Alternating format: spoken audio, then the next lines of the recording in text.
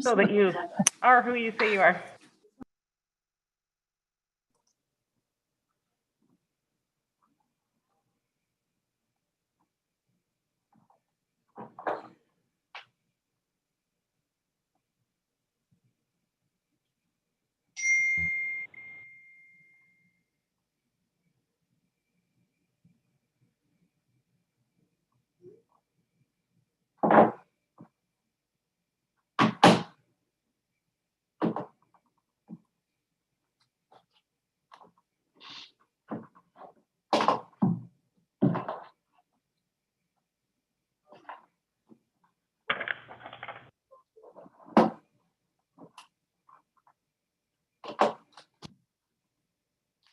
It says we are.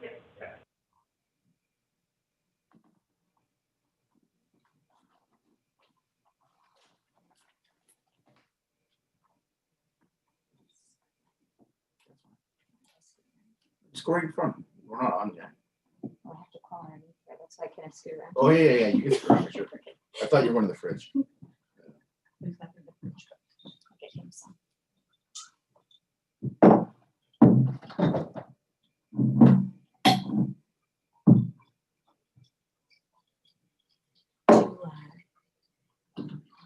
Kylie's parents. Kylie's parents are over right now. Oh, that's nice. Kids would be excited about that too. Oh, yeah. Yeah. Yeah, for sure. They love seeing that movie in their pocket. Oh, I guess so.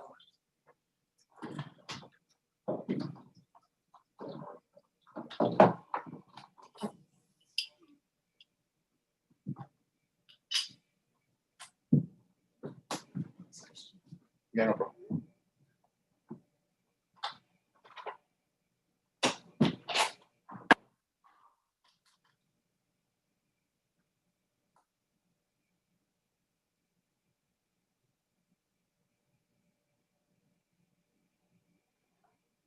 'Quit and call him. Thank you. No, you're right. I had lost it.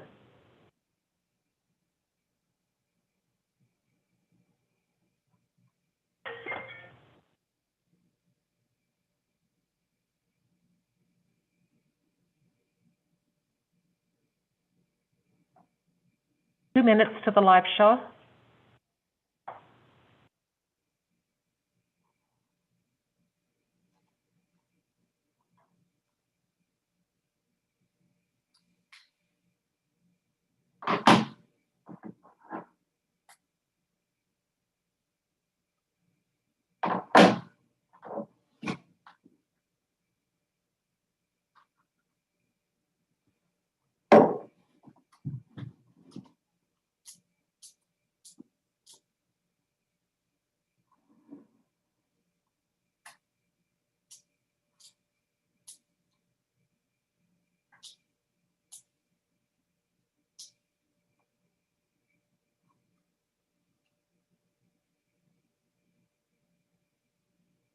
One minute to Shaw broadcast.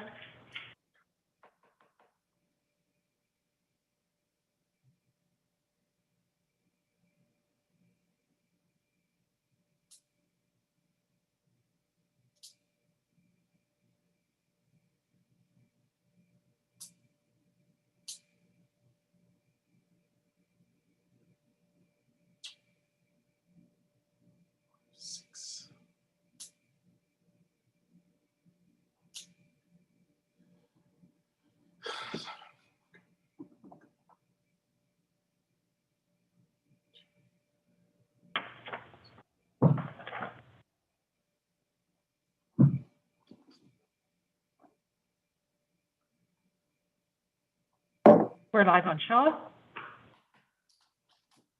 like to welcome everybody to our council meeting of November 9th.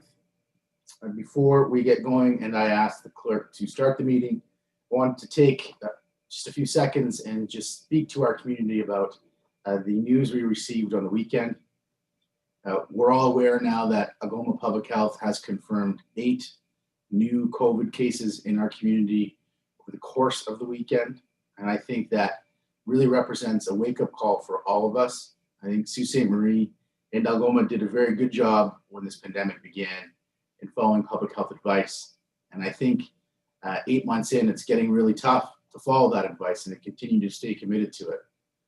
I think naturally and understandably, a lot of us are becoming impatient with how our lives have been adjusted and the sacrifices that we have to make. But it's during those times that it's more critical than ever that we continue to follow public health advice. We see that the virus is really increasing in number in parts of the world, in parts of Canada, United States, and Ontario. And we have no reason to expect that that won't continue to happen in our community. If we want to keep our community safe, if we want to keep our kids safe that are in school and our kids safe that are in daycare, our seniors safe, all of the folks that we love and want to take care of that are in our retirement homes, our family and our friends and our community at large, the best way that we can all do that is to keep COVID out of our community and to keep COVID from spreading in our community. And the only way we can do that is if we follow public health advice. So I want to take the opportunity to ask our community to recommit to Algoma Public Health advice, to do what you can to follow Algoma Public Health advice, and to encourage the people in your life to follow Algoma Public Health's advice. If you see people who aren't following it, please speak to them kindly and honestly and ask them to follow it.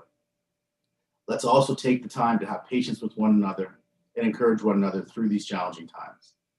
I have a tremendous amount of faith in our community, and I'm sure we can get on the right track again. But we have to commit to follow Algoma Public Health advice. Thank you. Madam Clerk, if you can start the meeting, please. Under agenda item 1, adoption of minutes, I have a motion by Councillors Dufour and Gardy. Resolved that the minutes of regular council meeting of October 26, 2020 be approved. All in favor?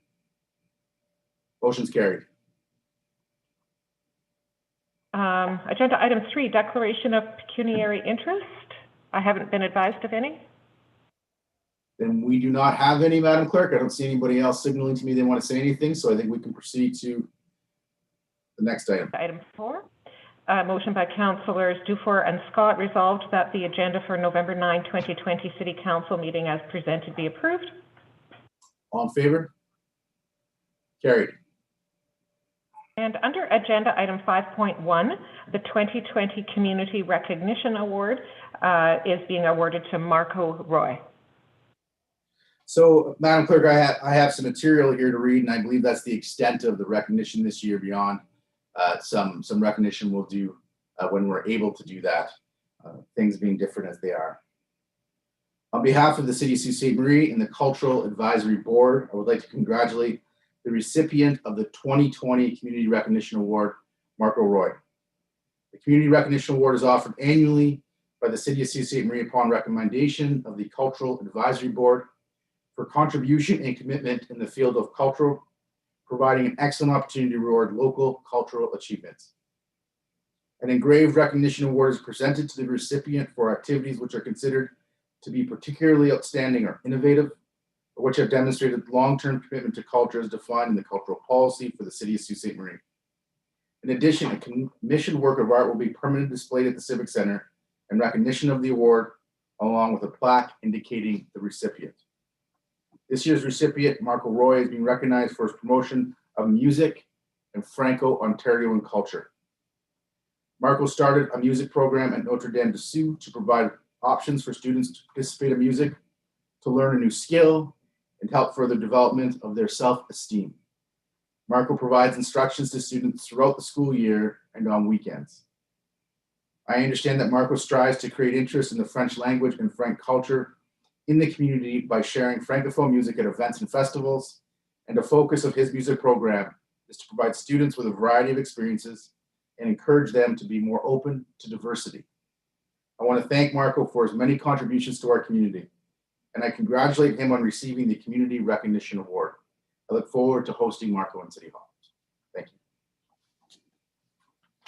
you. And under agenda item 5.2, Sioux Area Hospital Mental Health and Addiction Services Community Update.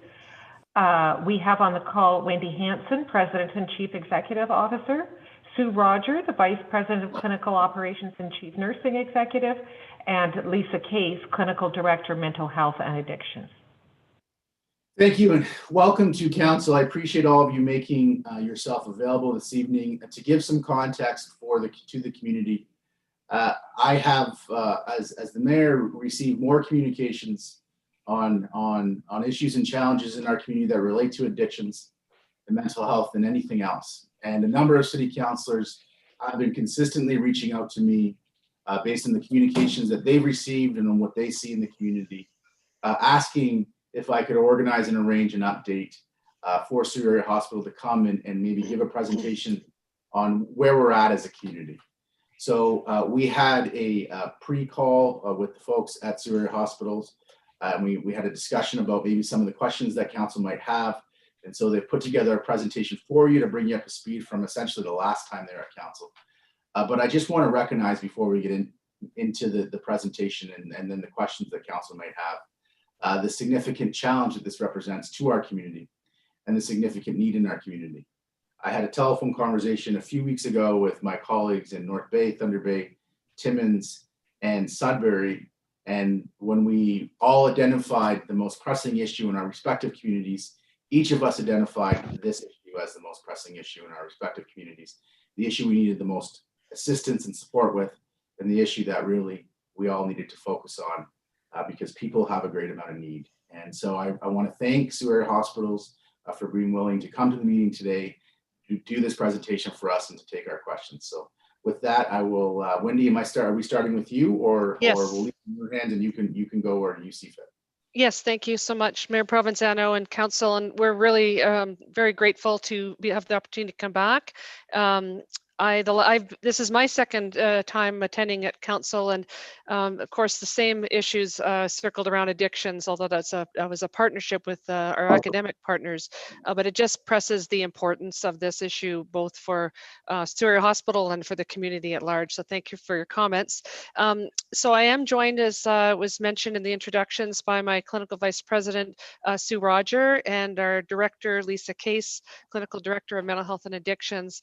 And so Lisa is going to be walking you through a presentation, and our intent today is to build off of the presentation that you would have seen back, as I understand it, in February of 2018, and to share with you some of the really good work that we're quite proud of, both by the hospital and, of course, in partnership with many of our partners in the community in the areas of addictions and mental health, and give you a current state update as to some of the outstanding areas of focus and where we're spending our time and energy.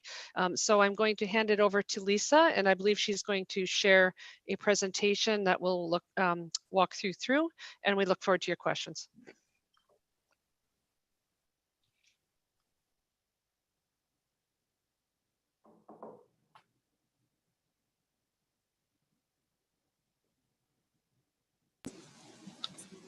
Good afternoon, everyone. Thank you again for this opportunity to provide an update. We have had a number of conversations with Mayor Provenzano and trying to work with all of our community partners and those that are invested in improving care in our community.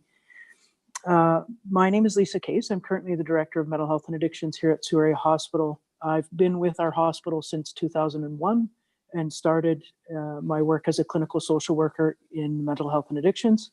In 2013, I transitioned into a leadership position within the mental health and addictions program. And then earlier this year, moved into the clinical director role. I certainly appreciate the work and the folks that I get to do this work with. In the next slide, you'll see, I think probably no new news for anyone, but just a little bit of an update on the findings from our chief coroner in Ontario. In 2019, we were up over almost 100 more deaths related to opiates. And then year to date, we're over 25% higher across Ontario. This continues to be an issue throughout North America, throughout Canada, throughout Ontario. If we move to the next slide, you'll see sort of our Northeast Ontario public health findings, and both the concerning areas for me are certainly the emergency department visits. We never want people to have to present to the emergency department unless absolutely necessary. You'll see that those have skyrocketed since 2016, but also more concerning to me, both personally and professionally, would be the number of deaths in Northeast Ontario. And then according to Algoma Public Health last week, we're seeing that even additional losses across Ontario. So we've experienced 26 confirmed opiate-related deaths, and it's anticipated that by end of year, we could reach between 52 and 60 if the current pace continues. When we look at Northeastern public health, we're seeing even higher rates, 105 for the first 6 months of this year that have lost their lives to opiate related issues, compared to a total of 119 in all of 2019. So in the first 6 months, we're on track to be double. The losses associated with addictions in our community have been encompassing. For staff and physicians and leaders at Surrey Hospital and our collaborative care partners across the community, the impact does hit us both personally and professionally. We are members of this community. But what we'd like to do today is to talk a bit about what we have accomplished as a community and with community partners and where we're headed. And that starts with an update from just a quick review on what Council supported back in 2018 in our next slide. Thank you. So really today we want to provide an update on where we were and where we are and where we're headed.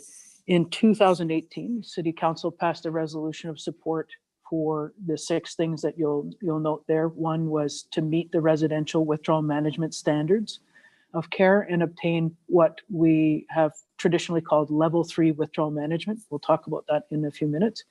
The second piece was to provide an outreach program that provided harm reduction strategies and supports treatment engagement. So to catch people before they need extremely intensive care, but also when they do need more intensive care. In the third piece, you'll see that we were asking at that time to expand our safe bed program. At the time we had 2 beds. We wanted to expand that program to include stabilization and transitional beds. Number 4 was develop a day evening treatment program that allowed for the right care close to home. We have a great number of folks in our community that have to be transferred out of our community to receive the right level of care. We're working on that. We do have an update on that. Number 5 was invest in transportation needs for those accessing services, creating more accessible services. And number 6 was to co-locate the existing and potential new mental health and addiction services in the community for improved coordination of care. If we look at the next slide, we'll see a little bit of where we're at to date. So number 1, medically supported withdrawal management, including the rapid access addiction medicine and consultation team.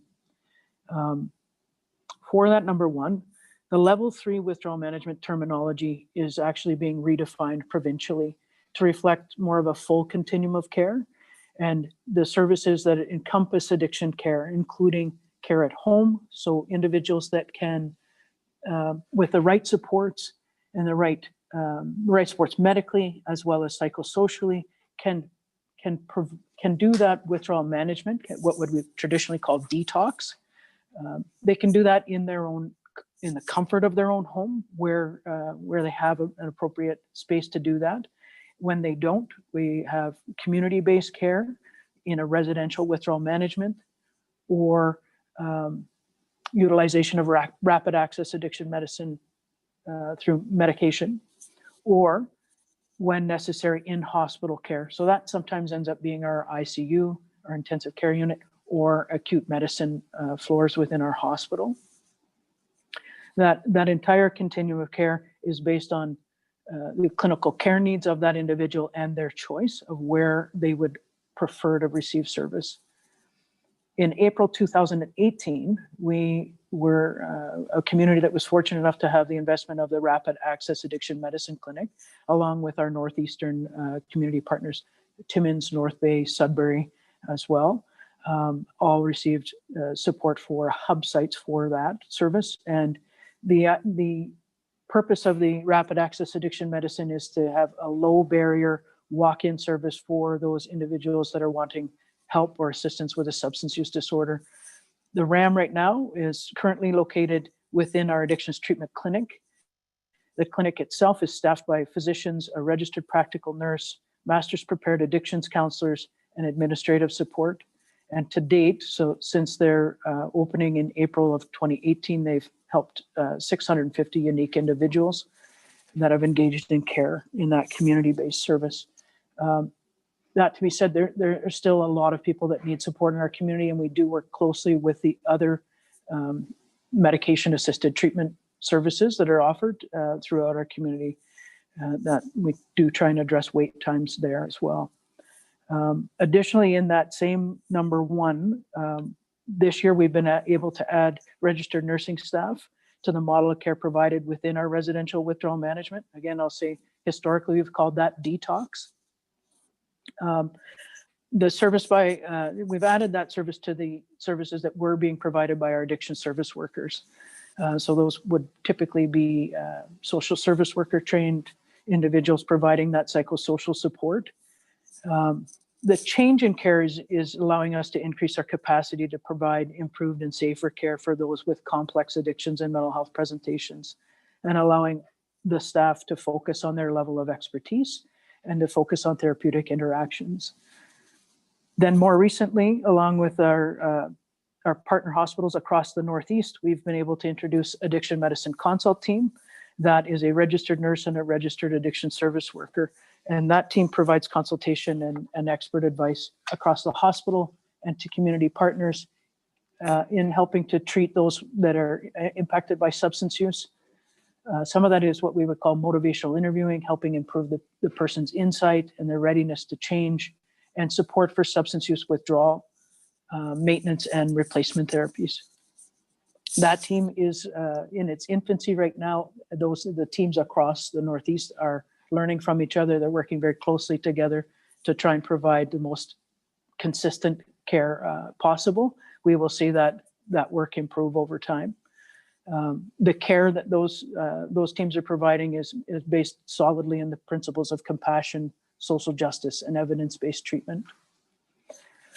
Within our next piece, you'll see the current collaborative planning for mobile mental health and addictions in primary care. This piece I'm pretty excited about. There isn't a piece that I'm not excited about, but this one in particular, we're working with a number of our close community partners across social services, justice, primary care, and mental health and addictions. I apologize if I missed anyone, but we're working to launch a mobile community wellness bus. And the primary focus of that service will be to meet clients in the community where they're at, both physically and mentally, and provide basic levels of care and interventions from a nursing, addictions and mental health, and peer worker perspective. That mobile community wellness bus will provide safe and welcoming presence in our community, and particularly right now in our downtown core, where people are struggling to access services and overcome those barriers to care.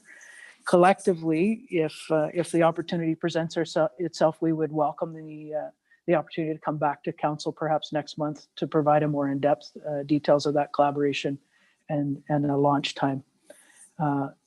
Additionally, if we look to number 3, we've been able to expand our mental health and justice safe beds from 2 beds to 6 beds. In our 2018 ask, we were thinking 9 beds. What we have received in investment thus far has allowed us to move to 6 beds. That service is currently co-located and has been and will continue to be co-located within our residential withdrawal management. We see a great overlap in the service needs of the individuals accessing that care. Excuse me.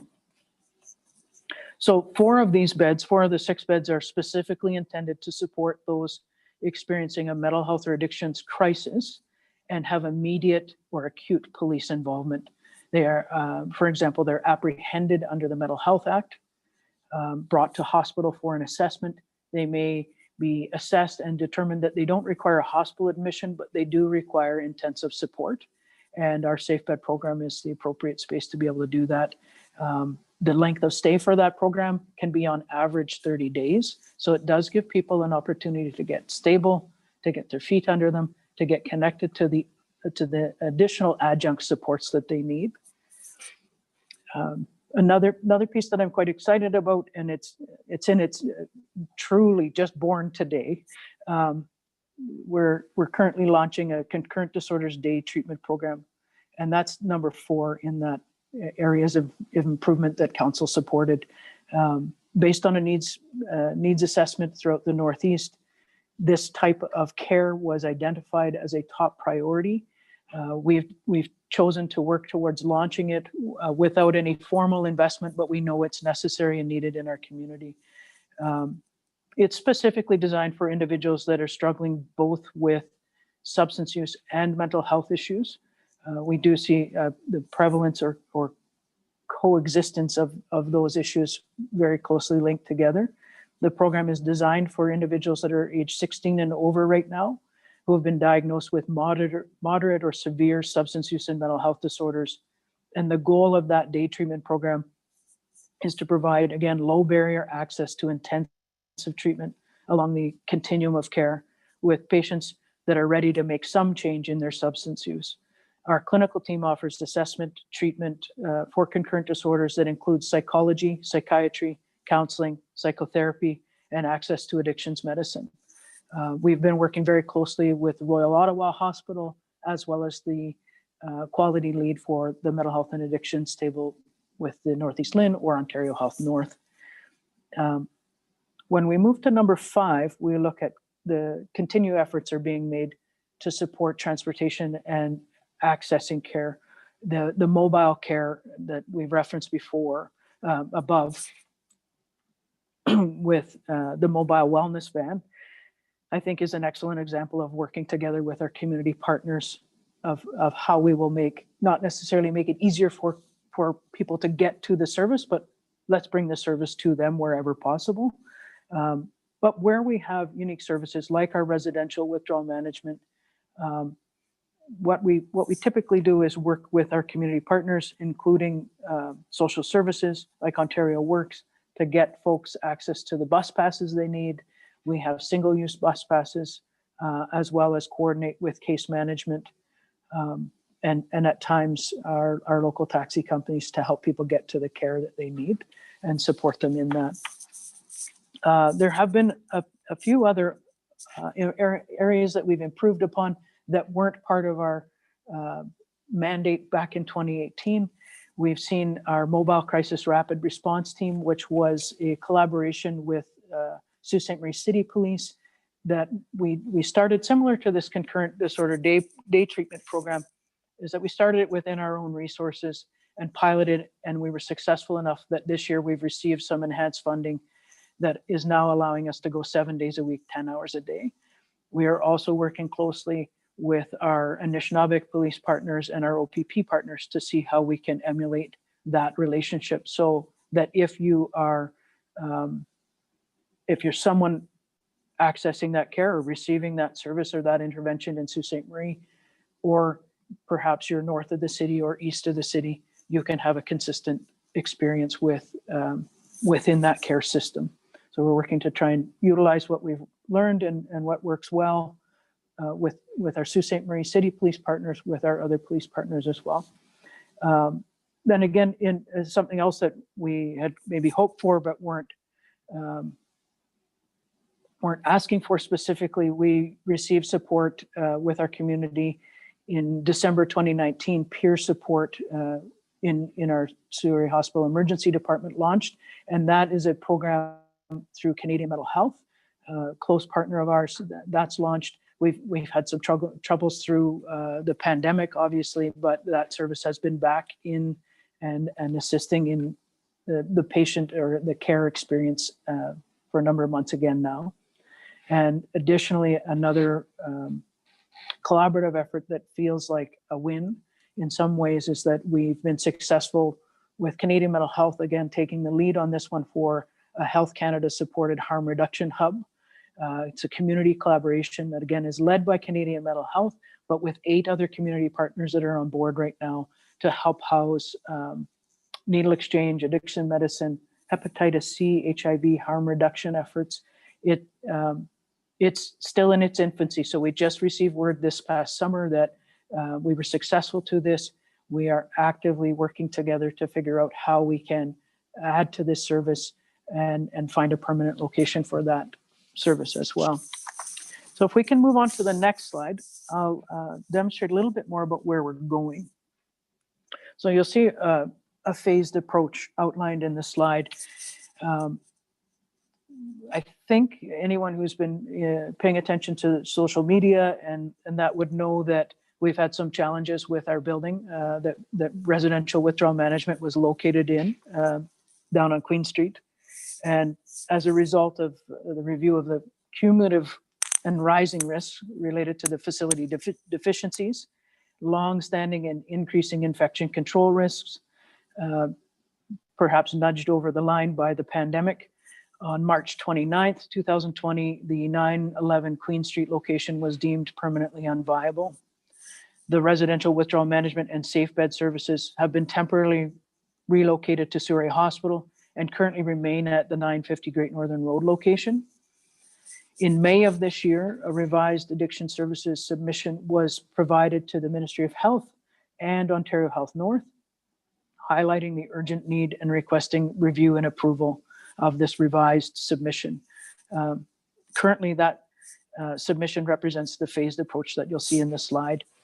Since that time, we've participated in a number of joint meetings with both the Ministry of Health and community partners to help navigate and move this application forward. I say this as seriously as I possibly can. Our commitment to that is unwavering. If we look at the next slide, it outlines phase one in a bit more detail. So the check marks you'll see are things that we already have in motion. So we have our addiction service workers and our registered nurses supporting withdrawal management and our mental health and justice safe beds. And we have 4 medical beds that are withdrawal management beds within Surrey Hospital. We're currently looking for an appropriate permanent community-based location. We are also looking to increase from 5 to 8 acute admission beds. So at the old site, we had 5 cots in one tiny room that wasn't appropriate for probably quite some time. I don't think we'd have anybody that would dispute that. We're also looking at right sizing from 11 post-acute beds to 10 post-acute beds, and that would include those 6 mental health and justice safe beds, as well as what we would call 2 alternative level of care beds. Those are low sensory beds. And to explain that a little bit better, I guess, would be they represent care that's needed in a low sensory environment for those that might have specific needs. They might have been using a stimulant like methamphetamine or crystal meth, as it's called. They may have cognitive impairments. Excuse me. But they would benefit from a quieter, gentler environment. All of the beds that we've designed in our proposal are either private or semi-private. So we've gotten rid of that ward room of 5, 6 people in one room, one larger room, trying to go through a very difficult experience together. So we would still have a lot of group programming and congregate space, but really we've tried to design the service in a that allows for a great deal more privacy. In the 2018 proposal, we had originally asked for 33 beds, and what you'll see right now with the changes in the continuum of care and the progress that we have made, we've been able to reset that model of care to represent a total bed count of 24, with 4 of those beds, as noted, that are in hospital.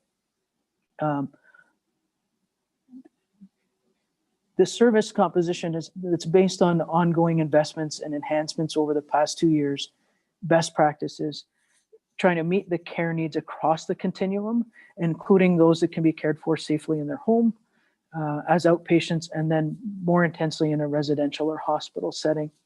And that's that piece we talked about, that if we can get more of the intensive outreach, the assertive outreach, the community-based care, then the research would show that we can help people earlier in the process and not necessarily require a residential stay.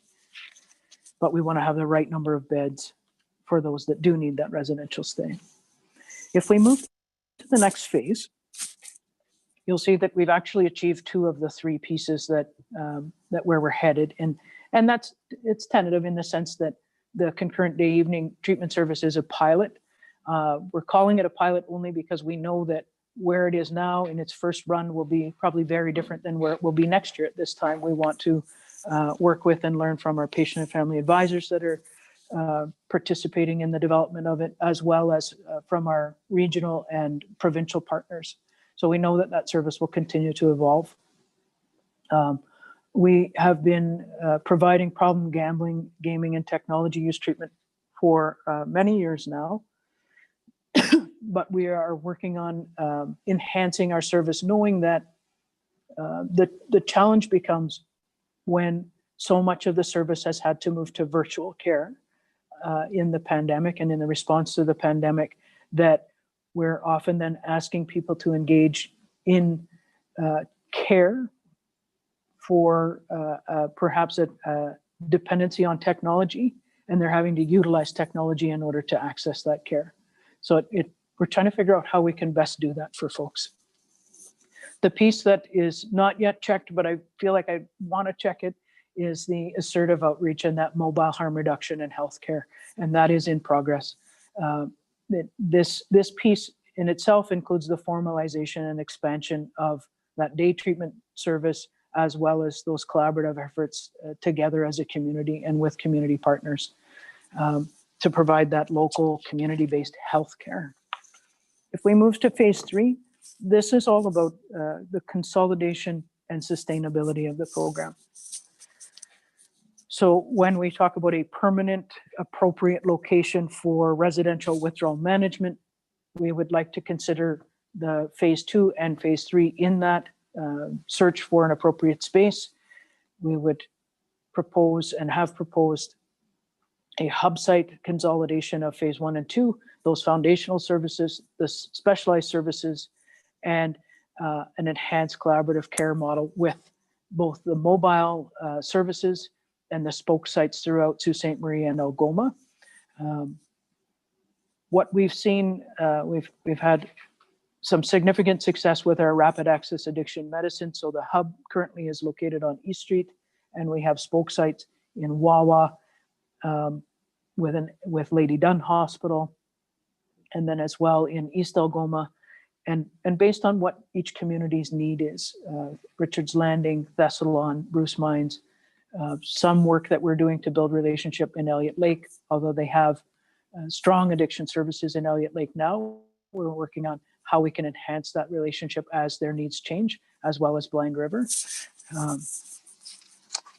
So we want to build upon the model that we know is working, not just in Sault Ste. Marie, but across the region and across the province, and develop a hub site where, to some extent, one-stop shopping for your mental health and addictions needs, but with close ties to both mobile and spoke services. On our next slide,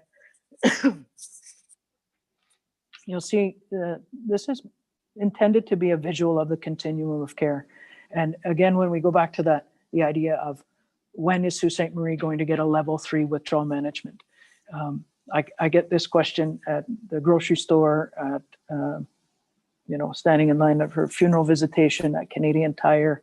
I shop at other services as well, but I get this question, and I've gotten this question for many years, unfortunately. But when are we going to get a level 3 withdrawal management? And when we look at the continuum of care, the box that's highlighted in yellow and surrounded in red, medically supported residential withdrawal management and safe beds, that is what we're talking about when we say level 3. That is encompasses the in-hospital withdrawal management, acute medicine, ICU. That's that piece that the care needs, the intensity of the care is very high. The number of individuals that require that care is lower. But where we see, if we look to the bottom right of the slide, the service volume is quite high for those that need self-care, family support, harm reduction, and prevention. The pieces in green, please note that those aren't indicative of completion or being complete or perfect. There's a lot of room for improvement, and we will continue to work to have that best possible care available, but those pieces are in play. As a treatment system, we probably haven't done the best job at communicating how to access all of those services together. I think we're doing better than we have in the past, but that we want to work towards making sure that everyone knows how to get to the care that's available. And then the areas that are identified in yellow, so the mobile harm reduction and healthcare, I am confident we'll see that before, I don't want to say before the snow flies, but before the end of this calendar year, we will see that service. I'm quite confident in that. Home-based withdrawal management, I'm optimistic in that. That is a missing piece right now that we want to, anyone that has a safe home-based environment to receive that care, that support, we want them to be able to do that in the same way that our renal dialysis patients can receive that care in their home when appropriate. Our folks that are struggling with active addiction issues, we want them to have equitable care in that. The next piece that I've talked about a fair bit is that concurrent disorders day evening treatment program. And that's in yellow as well, because we are piloting it. They started today. Our biggest need is that permanent location for the medically supported residential withdrawal management. When we roll up this entire continuum of care, and if we can achieve that here in Sault Ste. Marie and for Algoma, we must continue to be mindful of an individual's journey. And perhaps the most important piece that we can continue to work towards is making the appropriate care safe and accessible. And by that, I mean that people feel comfortable, that they feel confident in the service, and they're comfortable reaching out and accessing that care. The shame and stigma that people can experience is often the biggest barrier. Sometimes that's internalized, but all too often it's from the care system itself, and we are actively working on that. We are far from perfect. If we go to the next slide, it just highlights the top priorities right now. And I've said it a few times, I'll say it again. We need an appropriate permanent location for those foundational residential withdrawal management and safe bed services. We need physician or nurse practitioner oversight to support those services. We have some fabulous physicians and a great new nurse practitioner working with us, but we need that formalized. And the next piece is that home-based withdrawal management and mobile harm reduction, along with primary care. We need to support primary care in this, and we need the support of primary care in this. That's the end of my presentation. I'm confident that folks will have some questions. I look forward to trying to answer them. Okay, well, thank you very much, Lisa, for that presentation. I do have counselors that have sent me messages indicating they had some questions. I will get to those unless any of your colleagues wanted an opportunity to say anything. Assuming that's not the case, I will start with Councillor Hilsinger. Thank you, Mr. Mayor, and thank you very much, Lisa and Wendy and Sue. That was an extremely comprehensive presentation and has certainly enlightened me. We know that many people in our community, most people, if not all people, including all of our councillor and mayor, are concerned about these issues. And Councillor Hollingsworth and I have been attempting to further educate ourselves on these issues, and I've read and we've read about something called the recovery continuum of care, and I think you alluded to that, especially closer towards in that last slide where you were speaking to more comprehensive services in the community that perhaps don't exist today or don't exist at the level that you would wish that they would. And I'm wondering if you could speak to that particular methodology or way of thinking about addressing this issue.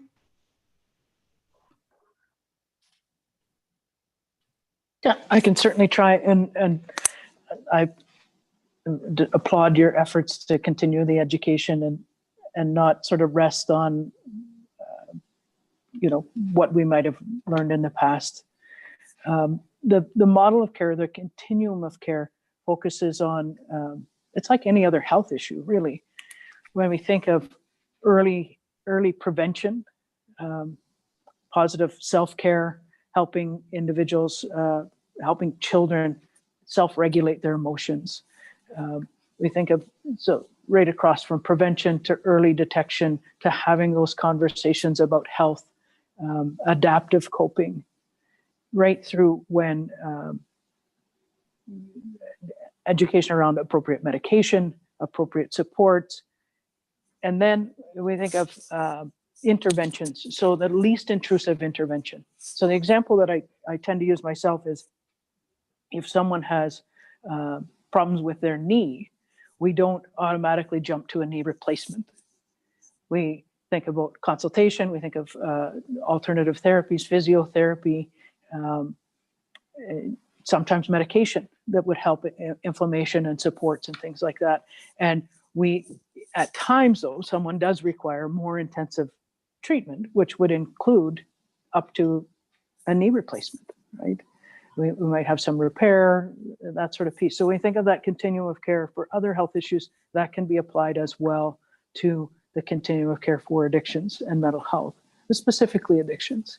I'm not sure if that answered your question, but we think of how we can engage across both the healthcare system and then on a completely different access of economic development, social services, all of the different pieces within our community that can impact the wellness of our entire community.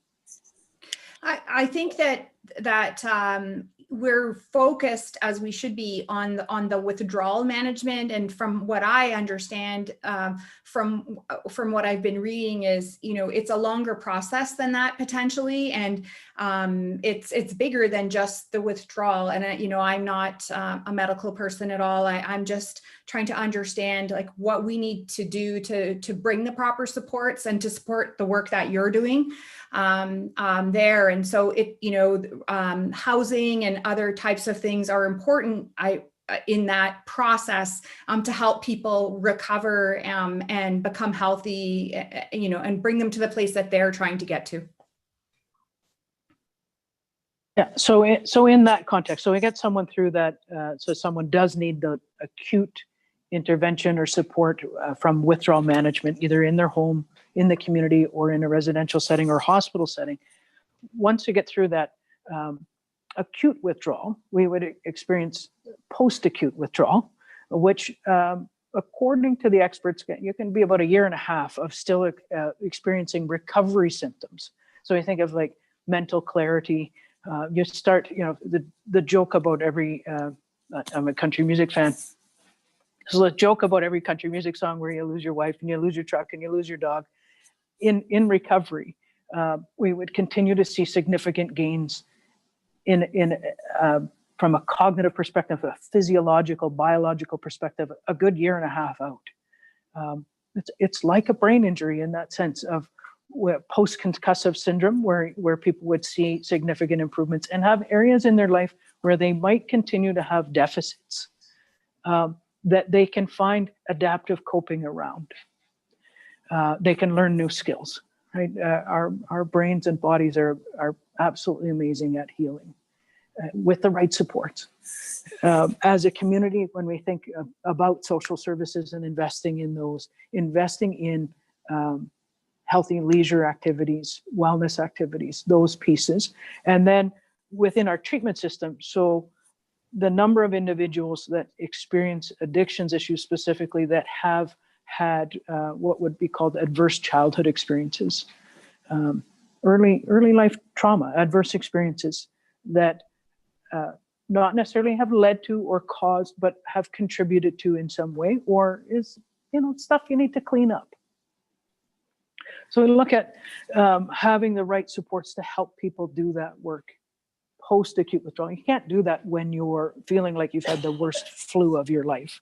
That is not necessarily the appropriate time to do that work, but as you get that stability. So we need those longer term supports in space, and we need that for families as well. The impact that this type of health issue can have on a family. I think there's probably everyone in the audience would would know that impact in some way, either themselves or through a friend. So we need all of those pieces in play or in motion in order to be successful. Thank you very much, Lisa. Councillor Hilsinger, is that the extent of your questions? Yes, Mr. Mayor, thank you. Councillor Gardy. Well, thanks, Mr. Mayor. Lisa and the team, thank you for the presentation. And Lisa, specifically to you for leading us through it and for all the work that everyone at Sioux Area Hospitals is doing for our community in battling, two simultaneous epidemics, that of COVID-19 and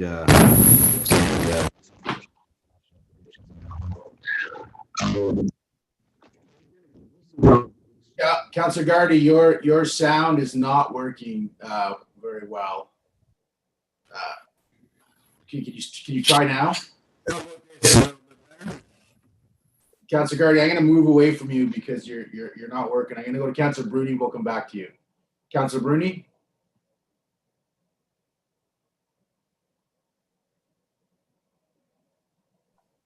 Thank you, Mr. Mayor. Yeah, there you go. Thank you, Lisa, for the presentation. Very informative. Just one quick question. I mean, because our provincial government has kind of excused us regarding our the request regarding the level 3 withdrawal management. What would be the cost if we're looking at a building? I'm sure you have a budget in place for this, and maybe just to keep it in perspective for the viewers to understand, how much money are we looking at from our provincial government? So are you talking, Councillor Bruni, capital cost to build something or ongoing operating funding? Well, if they're looking for a location, Mr. Mayor. Is this a new fit or would this be a retrofit? Okay, well, I'll just let whomever at the hospital determines most appropriate to answer Do you the want me question. to? Hello, it's Sue. Roger, I'm on Jen Doyle's computer. Can you hear me? Yes. Very well, thank you. We cannot hear you any longer. You're showing as muted. There, you're off mute now. Thank you. Thank you, apologize Mayor. for that. I can that is actually a question in two halves, I must say, Councillor. And certainly we have additional operating expenses that would be required on an ongoing basis, and then a capital application process that is currently alive and active at the ministry level. I will tell you that we've had calls with Minister Romano, Minister Tabolo, and they are both actively looking for additional in-year operating funds for the organization to move forward. We haven't heard any news to share with you other than we have engaged all levels of government in order to make this a priority for our community. The capital increases are only related to the rent on a building or the common area maintenance on a building. They are not millions and millions of dollars. We have had released to us some planning grant funds from the ministry in order to proceed.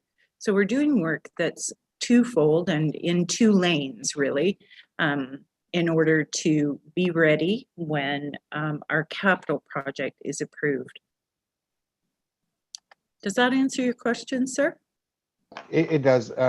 You just didn't provide a dollar figure, but that's fine. I think, and to be fair, you're absolutely right.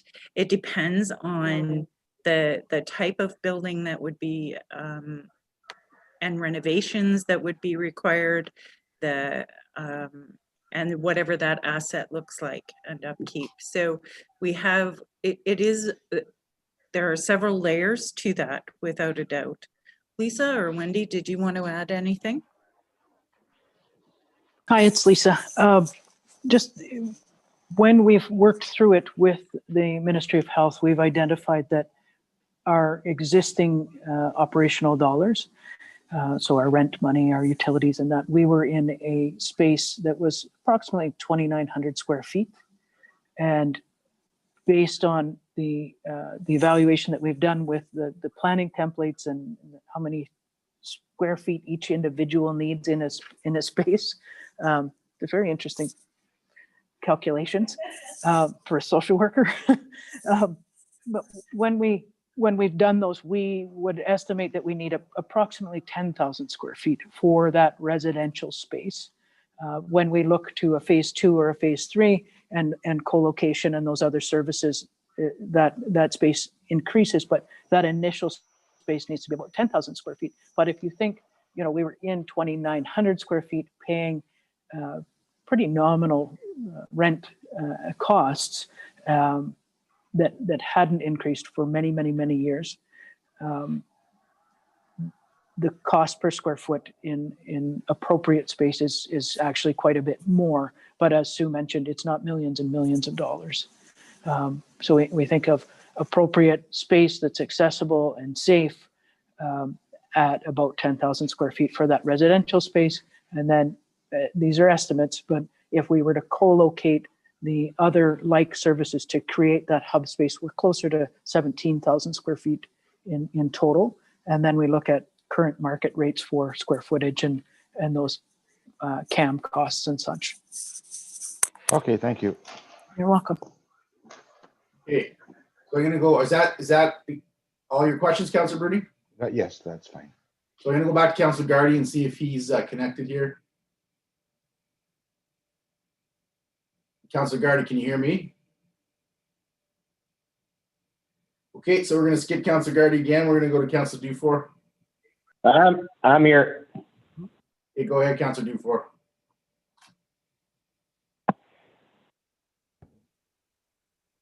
Is that Councillor Gardy's audio back on? Go ahead, Councillor Dufour. Okay, thanks. So thank you, Lisa and Sue, for your presentation. One of my first questions, I believe, Lisa, it was about a slide that you brought up that showed all the different levels of care and then had the circled one at the top right. And I just wanted to clarify my understanding of what you were saying. My understanding was that what was once called level 3 withdrawal management service was covered by the withdrawal management service beds in that box. And my understanding from a previous slide was that we currently have 4 of those beds in Sault Ste. Marie. Am I reading you correctly? Thanks, Councillor Dufour. Yes, so you are understanding that correctly. So between those 4 beds in hospital, and that's data based on our decision support team. It comes from the number, when we look at the last year, the number of individuals in our hospital at any given time that require a hospital admission related to their substance use disorder. So most often that is coexists with another medical presentation. So they may have had an overdose that was severe enough that required hospitalization. They may have a cardiac infection related to, most often, IV drug use. They might have cellulitis or a skin infection that is severe enough that requires them to be in hospital. With those 4 beds, along with our nursing supported and addiction service worker supported community-based residential care, we checked that box of having what would be traditionally called a level 3. We have that top tier of care. What we don't have in our community is the physical space to provide that care. So as Sue referenced, that our operational needs that will increase with this submission or this proposal that we have to the Ministry of Health right now aren't around additional staffing, additional equipment, things like that. We have the right mix of staffing, the right model of care. What we don't have is the appropriate space to provide that care. Does that make sense for you? It does. So I guess I'm asking because I get asked the same question as yourself at grocery stores as well. And so it seems to me that the answer, when will we get level 3 care in Sault Ste. Marie?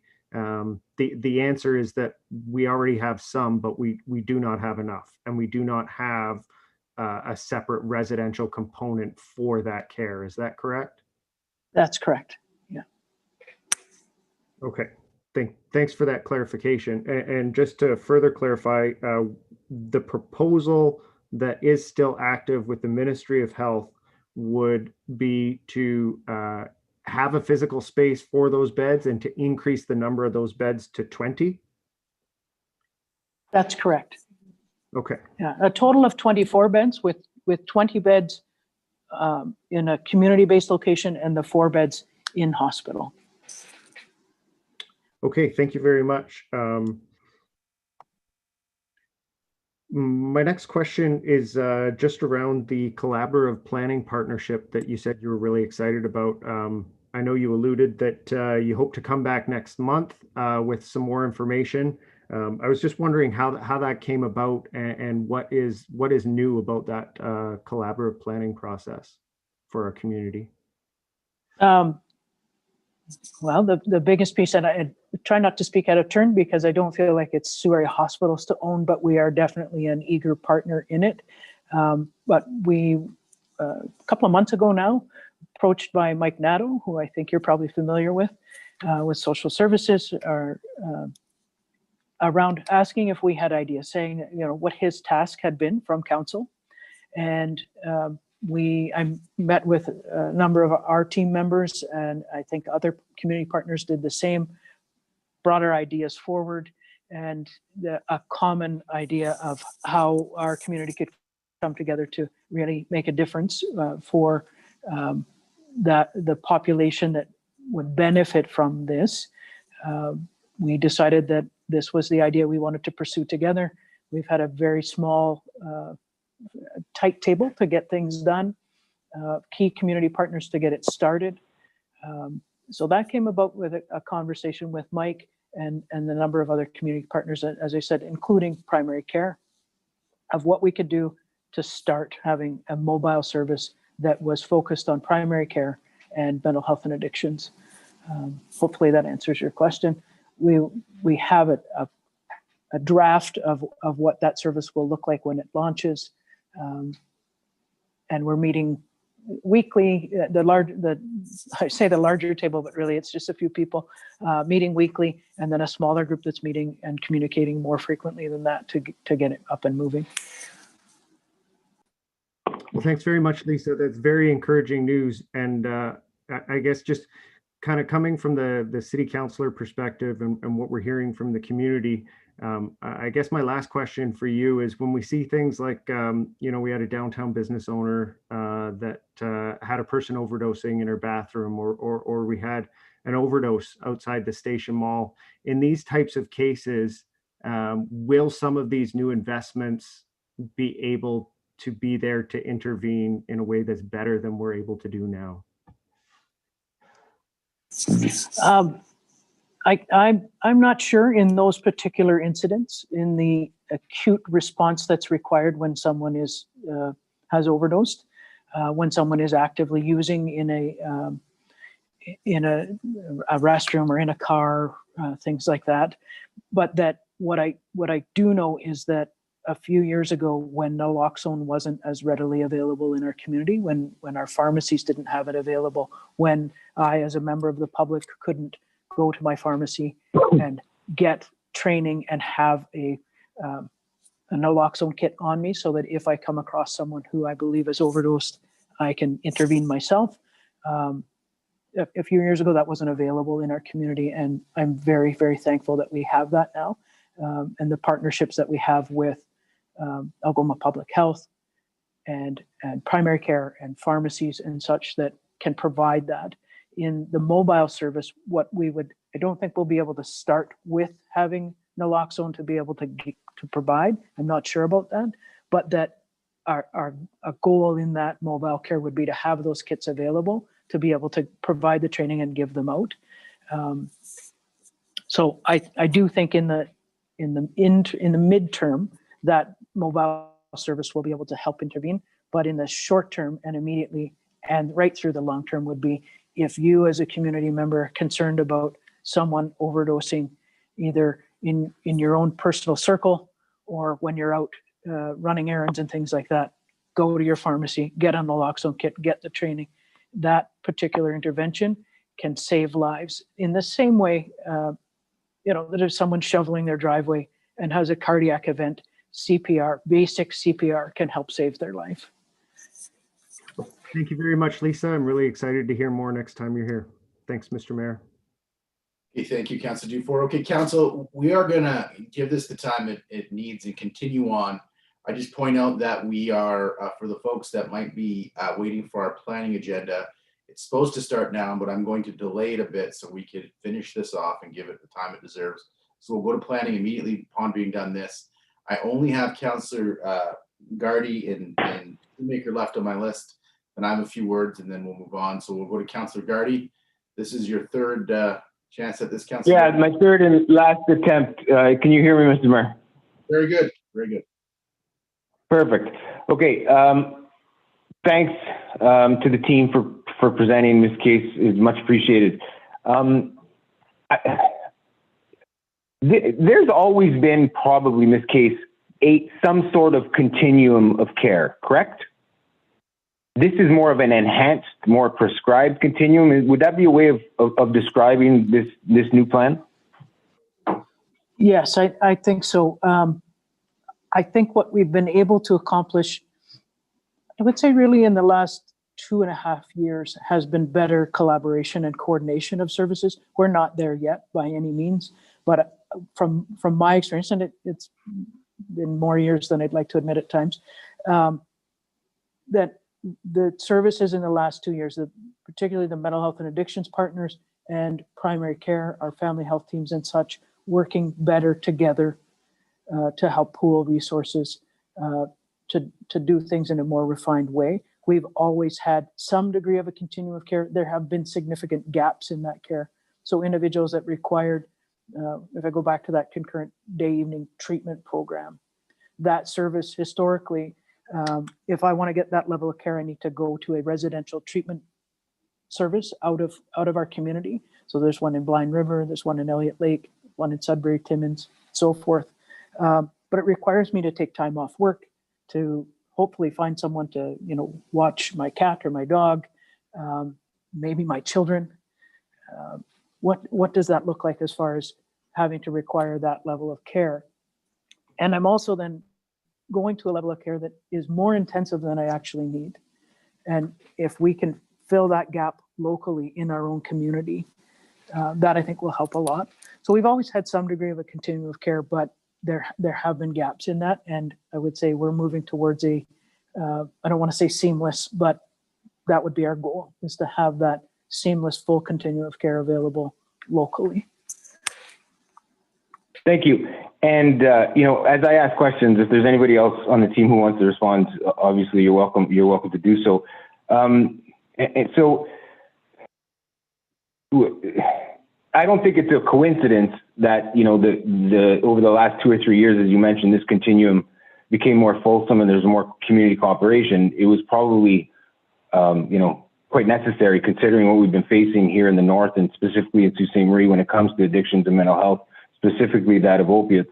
Now, the initial plan that you came to City Council with in February 2018, when we passed that resolution of support, and I'm just trying to, I think Councillor Dufour flushed it out quite well, but personally I'm trying to figure this out for myself and for a few people who've asked me some questions in anticipation of your presentation this evening.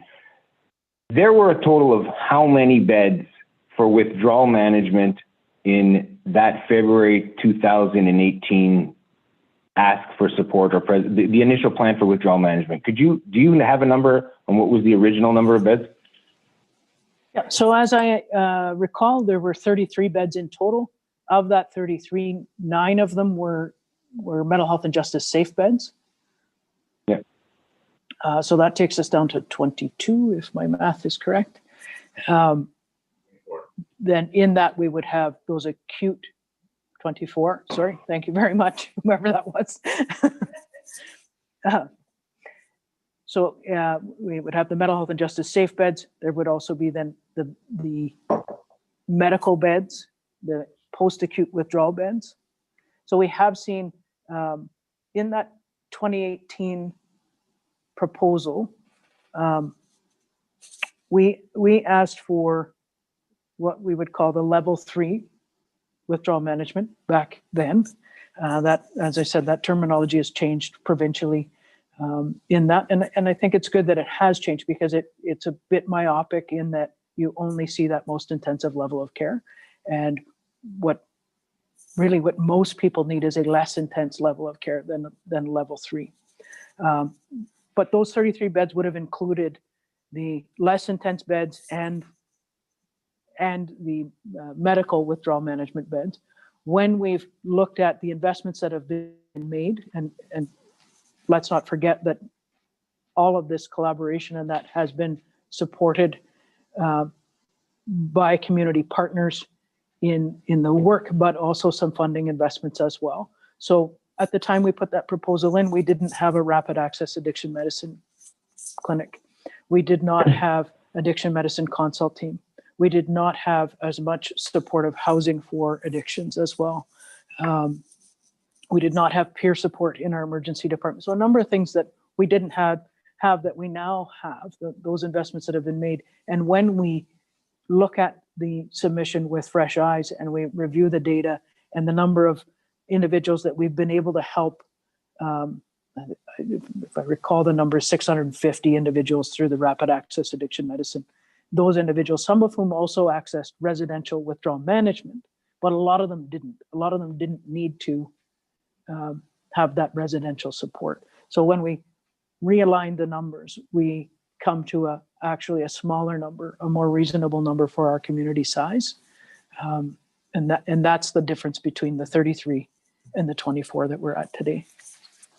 Thank you. So if someone goes to their family physician, say, or nurse practitioner, or a family member goes on their behalf and calls one of these clinicians and says, in an appointment, I have an addictions issue with opioids. This is what is wrong with me, and the doctor pursues some line of questioning and gets a better sense of what is indeed the actual seriousness of the problem. Would medical professionals in the community, primary care physicians and nurse practitioners, all know how to direct this patient into that continuum? And my further question is, in order to be accepted into whatever part of the continuum, what's the length of time for once one is referred to whatever service they require? Because as you're aware, in order to get the most serious and comprehensive of care in what we've referred to as, level 3 withdrawal in the province, in a public institution, it's a long time. But if we're going to look at this continuum of care, I think we need to ensure that people and patients can access it in a timely fashion. So currently, right now, is there a long wait to access care in whatever continuum exists currently in our community? I would say that the wait time does fluctuate. So depending on which clinic someone's trying to access, so rapid access addiction medicine, right now we do have a wait time.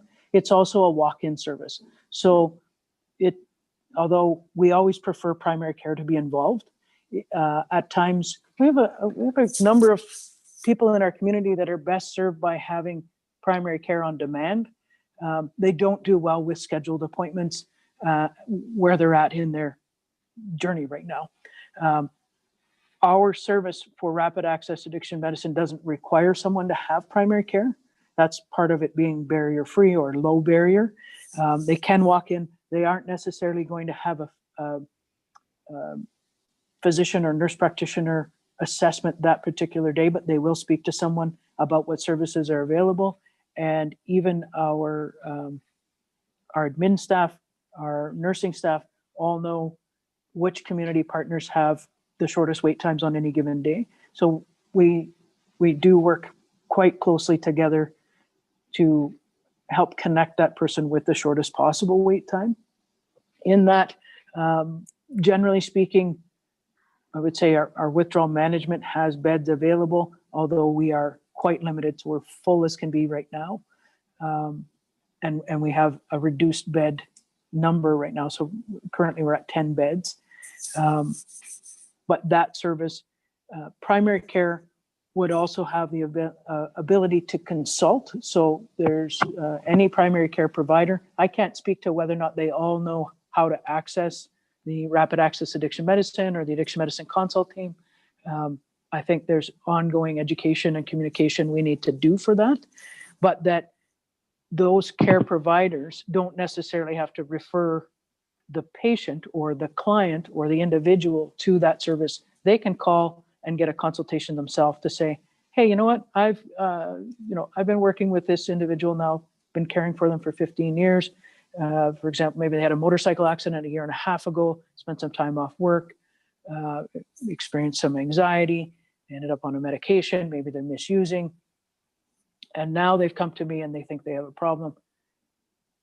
What do you recommend? And that consultation, we have some fabulous physicians that work with us that will provide that consultation to primary care. And part of our goals with rapid access addiction medicine is to build that capacity to have that consultation available so that primary care providers can provide that basic health care in the same way that if I go to my primary care provider with concerns around diabetes, my primary care provider can provide most of that care. I still might need to go to a specialist if my health issues advance, but that we want to help primary care in that.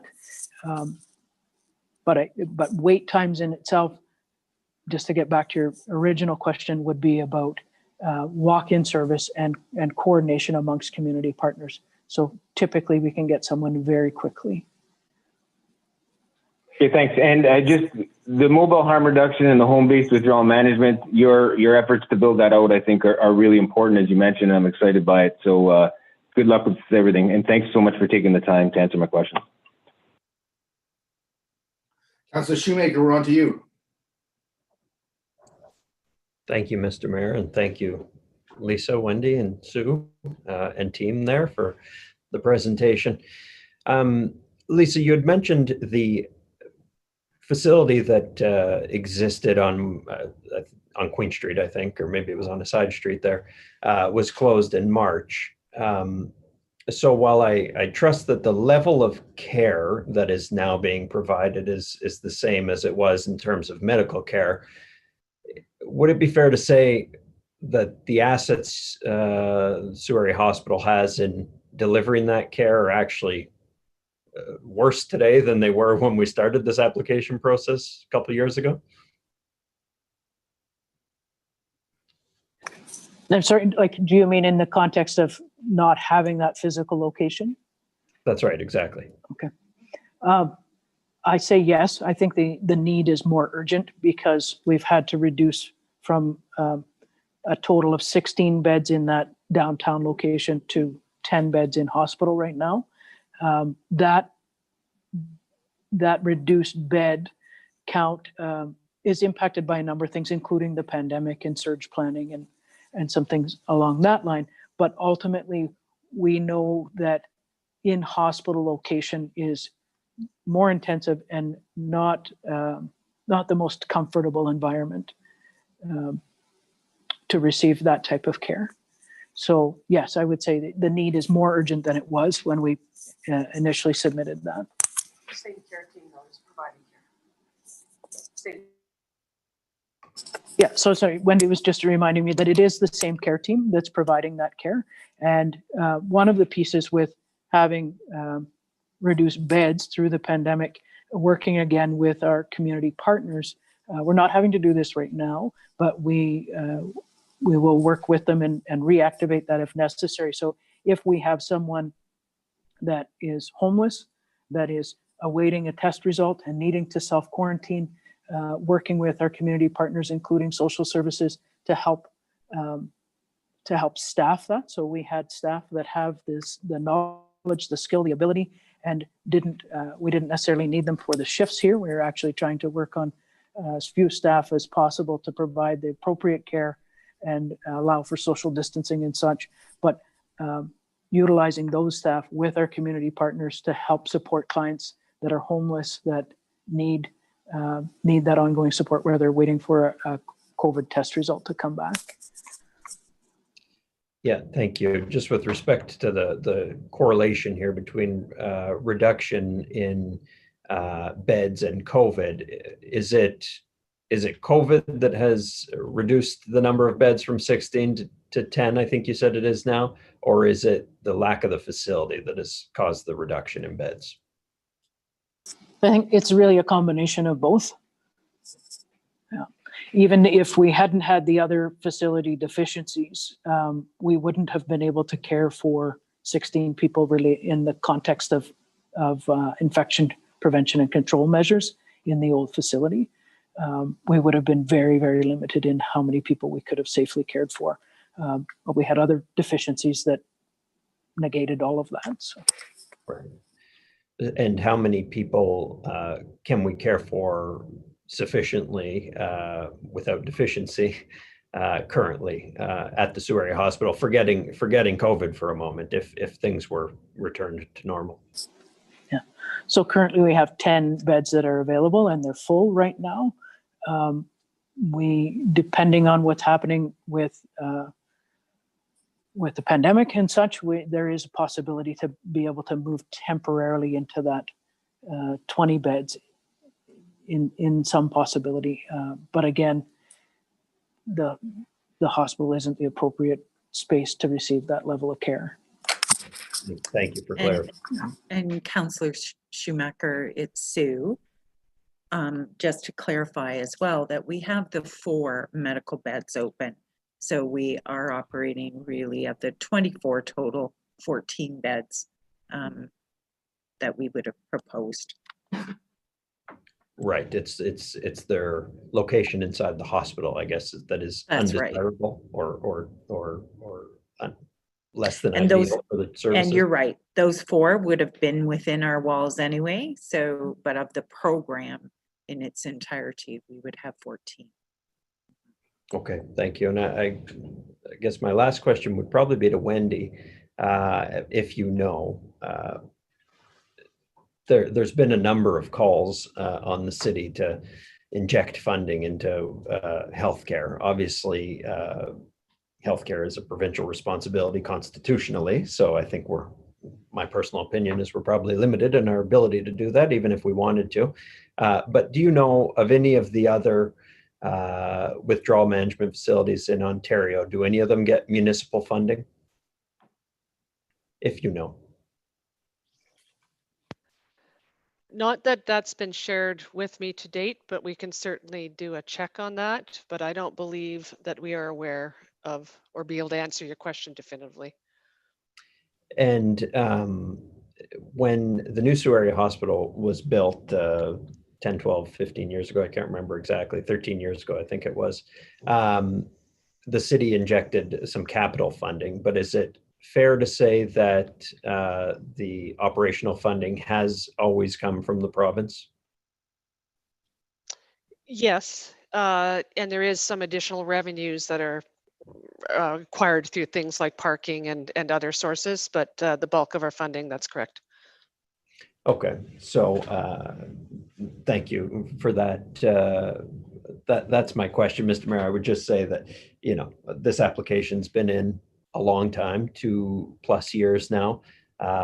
People are looking to the city to do something. I think there is a discussion to be had on an injection of capital if we could get operational funding, but we can't. So really the discussion needs to be where is the provincial government with this operational funding? And that's a question I know you've been pressing, and I think that the rest of the Sioux Area Hospital team and the rest of council needs to continue to press. Yeah, I don't, Councilor Shoemaker, I don't see really this as a capital issue. Missinaba Cree offer over $10 million of capital. Yeah, people in our community that I'm sure will come to the table with capital. The issue has always been, from my perspective, an operating funding issue. But look, we spent a lot of time on this, which I think is important. And I want to, in that time, I don't want one main message to be lost. There are a lot of people in our community that are suffering and a lot of people that are challenged. And I had a group reach out to me and I received an email from a woman named Donna DeSimon. And you'll note that there is a communication from her on the council agenda. She asked me, it was on behalf of the Addiction and Mental Health Advocates of Sault Ste. Marie. She asked me to read it to council. I'm not going to do that because it's not my practice to read materials from the council agenda to council or to the community, but I want to point everybody's attention to the fact that it's there because it really kind of emphasizes what people in our community are dealing with and the challenges that we're facing. And amidst the conversation tonight, what I don't want to be lost is the fact that we know and we hear you and we care. Sault Area Hospital cares. The care providers in our community that are trying to work on these issues are working hard on them. But we need more resources, and we need more resources from the provincial government, and we're trying to get those resources, and we'll continue to support Sault Area hospitals in that effort. And so I would end with one question to Lisa, and that is, I want to give you an opportunity to speak to the community and just answer this question. If somebody has somebody in their life that needs care, or if somebody themselves needs care, what's your recommendation on the first step? What's the first thing that they should be doing? What's the first place they should call? Like, where should people be turning to when they need help? That's a very good question.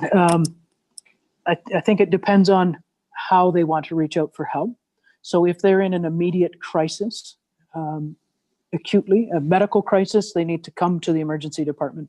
If they are in a mental health crisis, they can access our crisis services through both our on-site crisis services, our mobile crisis, and our mobile crisis rapid response team with the police.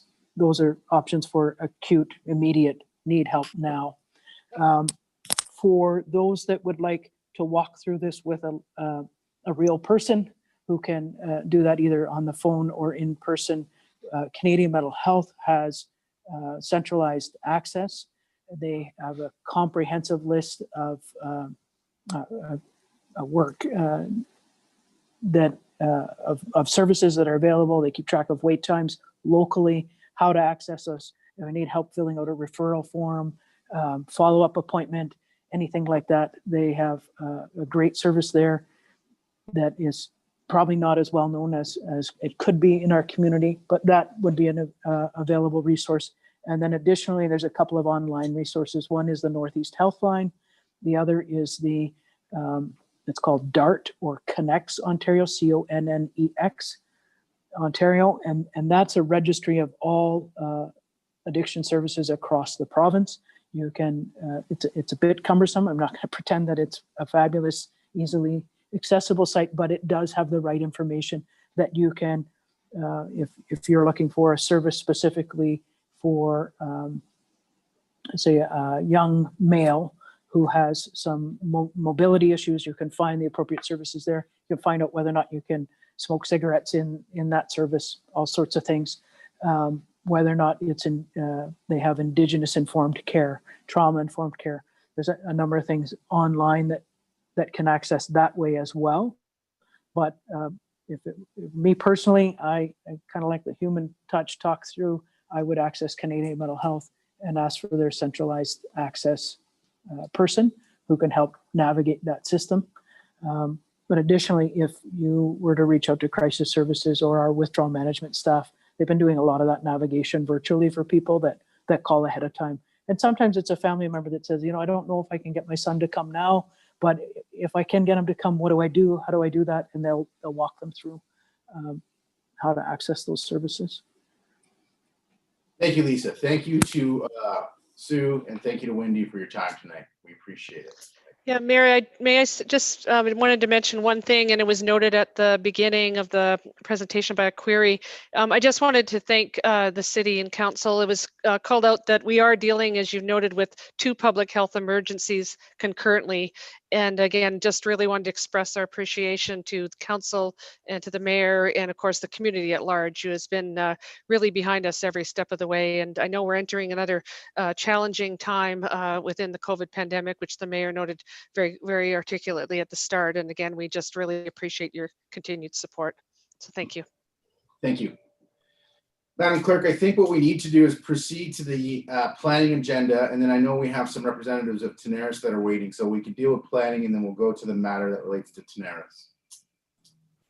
Under agenda item 7.7.1, A1320Z, 708 Carmen's Way, I have a motion by Councillors Dufour and Gardy, resolved that the report of the planner dated November 9, 2020, concerning rezoning application A1320Z, 708 Carmen's Way, be received, and that council approve the application as follows. Amend zoning bylaw 2005-150 by rezoning the subject property from general commercial zone to general commercial zone with a special exception to, in addition to those uses permitted in a C4 zone, permit a coatings applicator contractor yard, permit the outdoor storage of trailers and equipment for the exclusive use of a coatings applicator contractor in the rear yard only, permit 4 accessory use shipping containers for the exclusive use of a coatings applicator contractor in the rear yard only, reduce the landscape coverage requirement from 50% to 15% in the required front yard, and that the legal department be requested to prepare the necessary bylaws to effect the same. And both the planning director and the applicant are on the call. We're going to start with the planning director. Mr. McConnell, could you give us a brief synopsis for the good folks watching at home? Yes, certainly. Thank you, Mr. Mayor. The subject property is on the east side of Carmen's Way, a little bit south of Second Line. It's the rear portion of the Algoma Office Equipment Building. The request before council tonight is for approval to permit a specialized contracting service, which involves the application of a specialized coatings. It is recommended for approval, and as the city clerk noted, Mr. Potvin is also on the line tonight should council have any questions for us. Very good, thank you, Mr. McConnell. So I'm going now to the applicant. Mr. Potvin, do you have any comments that you'd like to make with respect to the application? None at this time. Okay. Is anybody registered, Madam Clerk, to speak? Anybody else registered to speak in favor of the application? No, I have no one registered to speak. And no one registered to speak in opposition to the application? That's correct. Okay, so we'll take questions from council now. I saw Councilor Bruni had his hand up, and then we'll go to Councilor Hilsinger.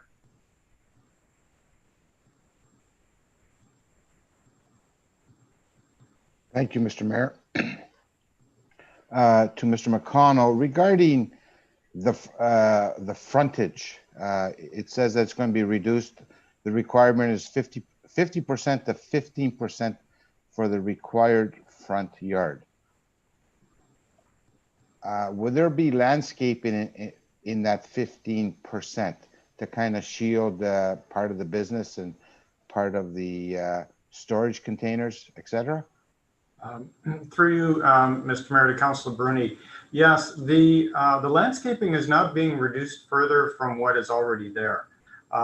These are somewhat odd-shaped lots in the sense that they don't fit squarely on the roadway.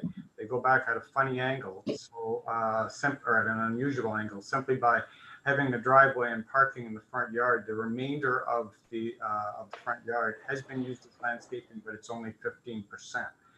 Yes, there is some landscaping in there, and we will be working with the applicant through the site plan control process to make sure that any storage in the rear yard is also screened from the street. Now, the back of the building, would that go into a kind of a ravine? Eventually, and there is quite a bit of flat land back there, but eventually it does reach the Conservation Authority property where Fort Creek is. Okay, will there be any chemicals or any material that might seep into the ground that might be in effect? There are chemicals used in this process, but they'll all be kept either indoors or inside the large shipping containers. And the lot will be graded, actually has been graded, so that the drainage from any possible spill is away from the creek and towards the road. Okay, thank you. Okay, Councilor Bruni, thank you. Councilor Hilsinger? Thank you, Mr. Mayor. Councilor Bruni and I are on the same page tonight. It's really not a question now that it's been clarified with regards to the landscaping and the 15% versus 50%. I just wanted to encourage Mr. McConnell. I hear that you're going to be working with Mr. Potvin on this, and I just wanted to encourage Mr. Potvin to do as much as he possibly could, to bring his landscaping to a standard that beautifies the property. And industrial properties they can still look nice, they can still have great landscaping. So just wanted to say, see what you can do. I'm supporting this application. Thank you. Any other questions on the application? See none, council, all in favor of the application? The application is approved. Thank you for your time tonight, Mr. Potvin. Your application is approved. Thank you.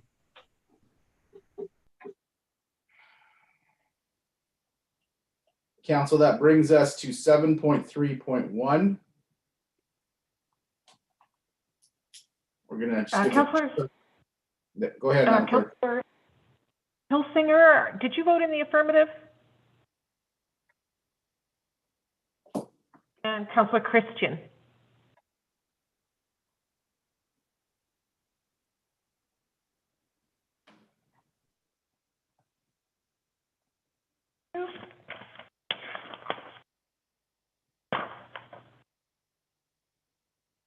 Agenda item 7.3.1, Tenaris Industrial Transformation Project EDF application.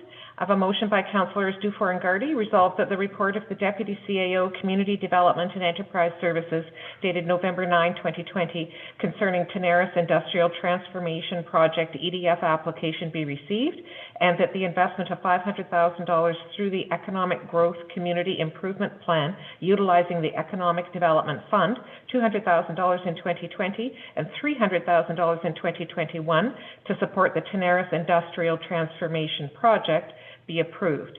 And Dave McCarty with Tenaris is also on the line. Welcome to we'll just give Madison, the Deputy Clerk, an opportunity to unmute Mr. McCarty there. Welcome to Council, Mr. McCarty. What I'm going to do here is I'm going to start with Mr. Vare. I'm going to give him an opportunity to speak to his report. And before I take any council questions, I'll give you an opportunity to add whatever you'd like to add. And then we'll take council questions, have a discussion, and vote on the application. We really appreciate your time here tonight. Mr. Vare, we'll start with you. Thank you, Mr. Mayor. This is an exciting project from Tenaris to expand its Sault Ste. Marie facility, creating the only facility in the world capable of manufacturing seamless and ERW pipes in all the grades demanded by the Canadian market.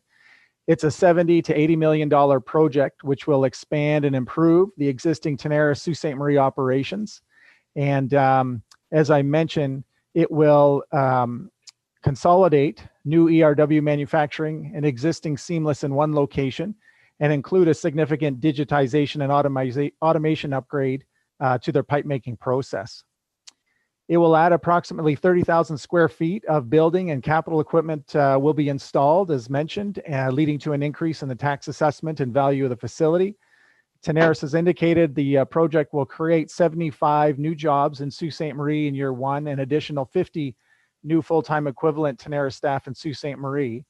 And it will employ up to 50 full-time equivalent people in project construction with significant investment in subcontractors during the construction phase of the project. There's also an added benefit to this project in that it has the potential to increase procurement from Algoma Steel of up to $200 million in hot rolled coil that would be incremental to Algoma's business today. So the request of the EDF, as read by the clerk, is for $500,000, and that would be processed under the Community Economic Growth Community Improvement Plan. And obviously, this is a significant ask of the EDF. We want to recognize and thank the EDC board, who approved a contribution of $500,000 from their reserves in order to also support this exceptional project. We do feel the investment is justified given the scope and scale of this $70 to $80 million investment with its associated job creation. Certainly the goal of our economic development strategy is to grow our advanced manufacturing sector, and this project certainly aligns with that goal. Overall, the investment will help transform the footprint of Tenaris here in Sault Ste. Marie and create a world-class industrial facility, one which Tenaris has indicated will be the most comprehensive pipe manufacturing facility in Canada. These are the types of jobs we want to attract to our community as economic development practitioners. It also increases the positive work of Tenaris in the community, and they've been a great corporate citizen in terms of investing in their commitment to advancing STEM careers for youth in the community. So in summary, this project represents a significant opportunity for the community to achieve our desired goals in economic development. And I'll turn it to back to you, Mr. Mayor, and Mr. McHattie to make some comments. Yeah, thank you, Mr. Mayor. Dave, would you like to make some comments now before I get to questions from council? Certainly. Thank you very much. Good evening, Mr. Mayor, council members, and staff. Tenaris is proud to be an important community partner in Sault Ste. Marie, and thank you for considering our proposal. This investment opportunity is an important project for our Canadian business, our employees, our communities, and for our Canadian oil and gas customers. We appreciate the contribution that you're considering. This support is important for the success of our project. As planning for this project has evolved, we've spoken with all three levels of government and their respective economic development agencies to keep them informed of this opportunity. At this point, we have no assurances of contribution from any level of government, but we think the investment has strong public benefits and would be thankful for participation from any level of government. So in summary, thank you again for considering our proposal, and look forward to continued working together in the community to create a better, healthier Sault Ste. Marie. Thank you for that, Dave. I have a list here, and I think it's a good omen because every single councillor that's texted me said, I have no questions, but I would like to make comments. And I'm going to preempt all of the comments by offering mine first, which I rarely do. But I want to thank Tenaris for its investment in our community. Tenaris, in my experience over the last 6 years as being the community's mayor, has been not only a really good employer in our community, but a tremendous community partner. And council's also often faced with asks from the EDF, and we're often faced with decisions that we have to make on allocating what are very finite resources to a maximum effect. And this is, without question in my mind, the best opportunity that I've seen in my 6 years come from the EDF. You are a proven company with a proven track record in our community, and this is a very concrete project that will make a significant investment in our community and really will make your facility here a national leader and a world leader in manufacturing. And that's what we want to do. We want to lead here in Sault Ste. Marie. So I think this is a fantastic project. I categorically support the ask entirely, and I appreciate you giving us the opportunity to support your company in this project. And I appreciate the faith that your company is showing in Sault Ste. Marie by making this investment in our community and by having your operations operate from here the way you are. So thank you. I will start with Councillor Christian. Thank you, Mr. Mayor. I share your excitement and enthusiasm, excuse me. And I also want to thank Tenaris. I'm in full support of this. The EDF is not a spend. This is an investment in our community. This is value-added industry that's going to help our local economy. It's going to help our local Algoma Steel potentially, and I think that that's really, really important. I also want to thank the EDC board for having the vision and the insight to get involved with this as well. But I think more importantly, it's that Tenaris recognizes Sault Ste. Marie as a place to do business and a place to invest in. I think that speaks volumes for our community, and I don't want the community to lose sight of that fact. This is a world-class facility, going to be a world-class facility. It's going to be located in Sault Ste. Marie. So that's another selling point for our community. And it's also another milestone for our community. And I'm really excited for the economic growth. And just as importantly, the fact that we're going to have an investment in people. Tenaris will be another, as you said, community partner, which we so desperately need to help grow the community, not just financially and economically, but socially. So I support this 100%, and thank you very much for the opportunity. Thank you, Mr. Mayor. Thank you, Councillor Christian. I have Councillor Gardy next. Can you hear me, Mr. Mayor? Again. Perfect. I am in full support of this. As everybody knows, the west end of our community that Mr. Scott and I represent in Ward 5 is, you know, the industrial heart of this community. And all councillors often hear about economic development from constituents, and we often hear, we need more industry. Can't you bring some industry? Well, this partnership is just that, an illustration and an effort towards that. I am in full support, and I hope all of my colleagues are as well, of making this investment with Tenaris. Thank you to Mr. McCaddy and the whole group at Tenaris for your confidence in us, and in turn, we'll show you our confidence in your company by hopefully being able to make this investment. Thank you. Councillor Shoemaker. Thank you, Mr. Mayor. Councillor Gardy got the gist of my comments. I'll just say, we always get questions, you know, we need to bring a car plant here, we need to bring this here, we need to bring that here.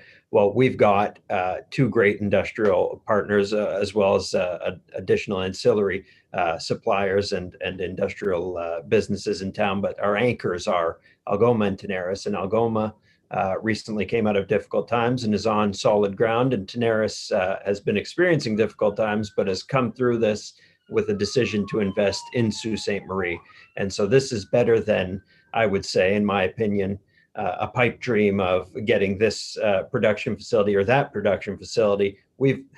I use pipe dream with no pun intended. This is a pipe dream in reality. It's the dream that Tenaris offers us of adding to our industrial base. So thank you to them for investing in Sault Ste. Marie. Councillor Scott. Thank you, Mr. Mayor. As Councillor Gardy and Councillor Shoemaker have touched on about the fact that we constantly hear about industry as councillors, and I'm sure that's not new to our specific council, but I am going to start by thanking Mr. McCaddy and the rest of Tenaris.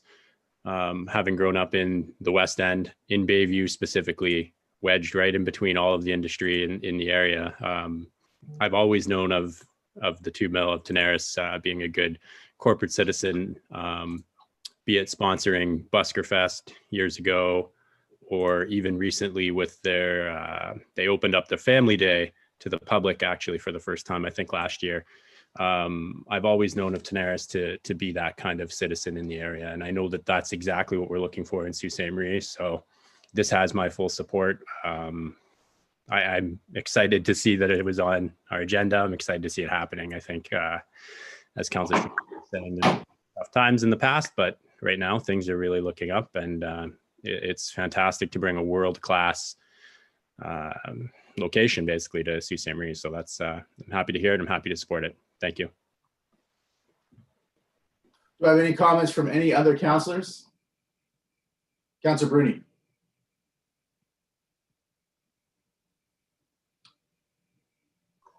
Thank you, Mr. Mayor. It is exciting news, especially when a business locally wants to invest more money into our city. So I thank Mr. McCaddy. I just have a couple questions, if you don't mind. I mean, reviewing the report, once I get it back up, reviewing the report, the project timing said this decision is September 2020, but it looks like you're kind of behind the 8 ball already. When do you think this project will start, and when will it be completed? Thank you for your question. Investment planning and in fact spending on the planning is already ongoing, and we hope this leads to an eventual public announcement where we can share final details. But what I can say is that all of our target is to have this investment concluded during 2021, and we're hopeful of having an inauguration and first pipe on the new line during the November-December period of 2021. Okay, thank you very much. So I'd like to just acknowledge the EDC board for their support of the project and thank them. I want to thank Tom and the economic development staff here at the city. And I want to just end by saying our community deserves a really good piece of news. And I think this information and supporting this project is a really good piece of news for our community. So we will ask for a vote on it now. All in favor? It's got unanimous support of council. Mr. McCaddy, thank you for your time tonight. The EDF application has been approved. Thank you very much, everyone. You're welcome. So we will go to consent, and I have a motion by Councillors Dufour and Gardy, resolved that all items listed under date November 9, 2020, agenda item 6, consent agenda, be approved as recommended.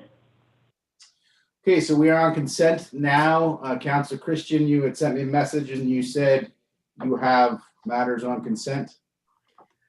Thank you, Mr. Mayor. This would go to Mr. Ramil, 6.7. And actually, you know, my comments or questions relate to 6.8 as well, but 6.7 for the record.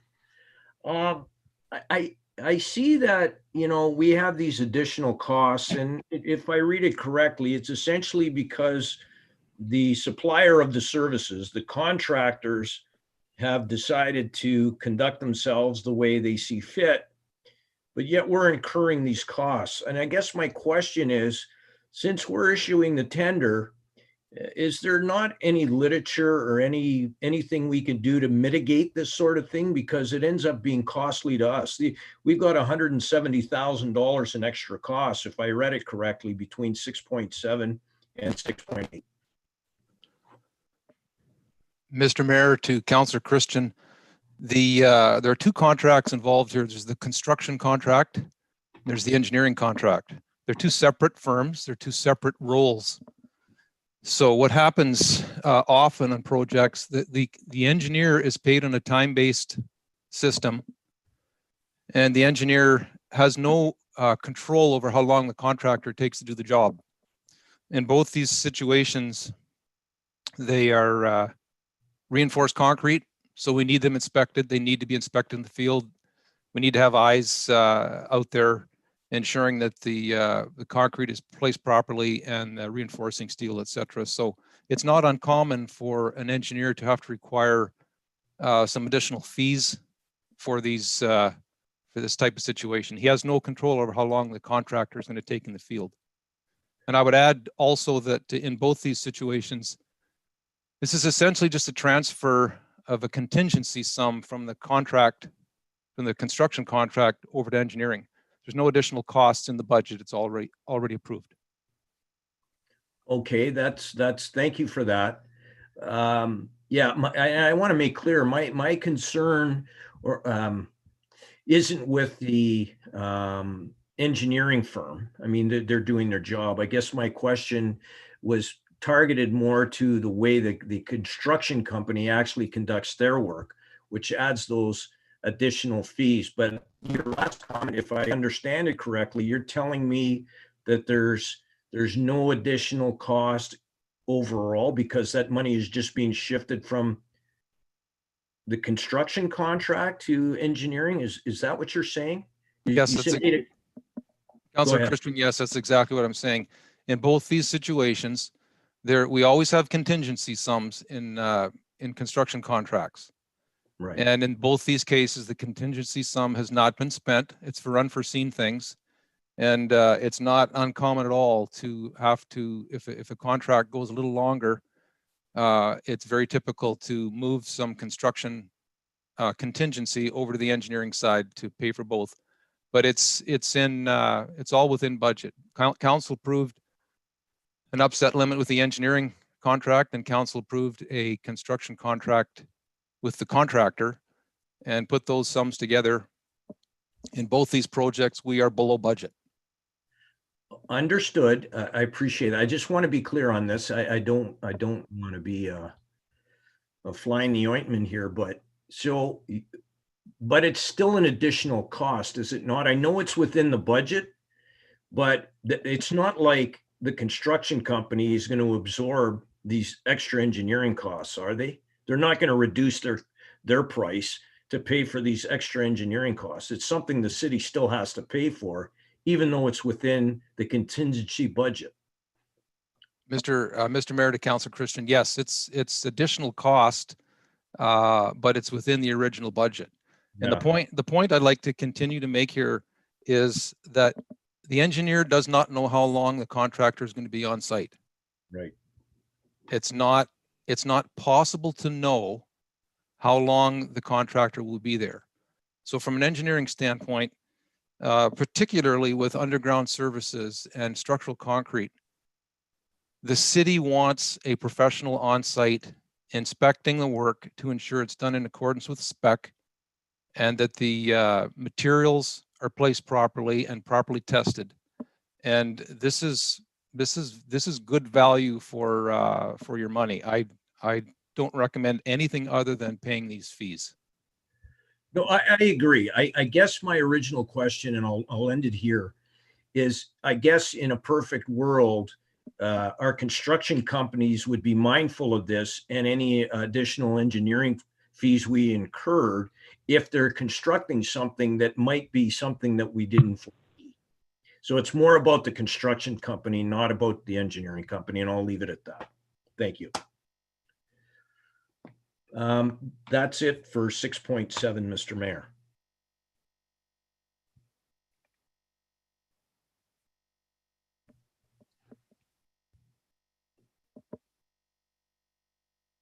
Can you hear me? Mr. Mayor, you're on mute. Can you hear me? Yeah, I can. Sorry. I was asking if anybody else was on 6, 7, or 8, and I was coming to Councilor Bruni on 6, 7, or 6, 8. Thank you, Mr. Mayor. I guess I'd like to piggyback on Councilor Christian's comments regarding if the construction company is behind in its work, we have to pay the engineering to come back. So my question is, wouldn't it be the fault of the construction company? Because if the construction company was on time, that cost would already be within budget. We're not going into it and transferring money from one account to another. To Mr. Elliott. Mr. Mayor, to Councilor Bruni, the engineer at the time of negotiating the contract with the city for engineering fees doesn't know the length of time the contractor is going to take. The project is designed, it's tendered, and the contractor puts in his bid, and then he gives us a schedule. So you're halfway through the engineering work when the engineer knows what the schedule is. At that point, we have a pretty good idea if the fees are going to be sufficient or not. So there's no way of knowing ahead of time how long it's going to take, other than based on past experience. Okay. That's all, Mr. Mayor. Okay, does anybody else have anything on 6, 7, or 6, 8? Seeing none, Councilor Christian, do you have anything else on consent? No, sir. Okay, Councilor Gardy, do you have any matters on consent? I do, Mr. Mayor. 6.3, the Michigan Launch Initiative letter of support. Okay, go ahead.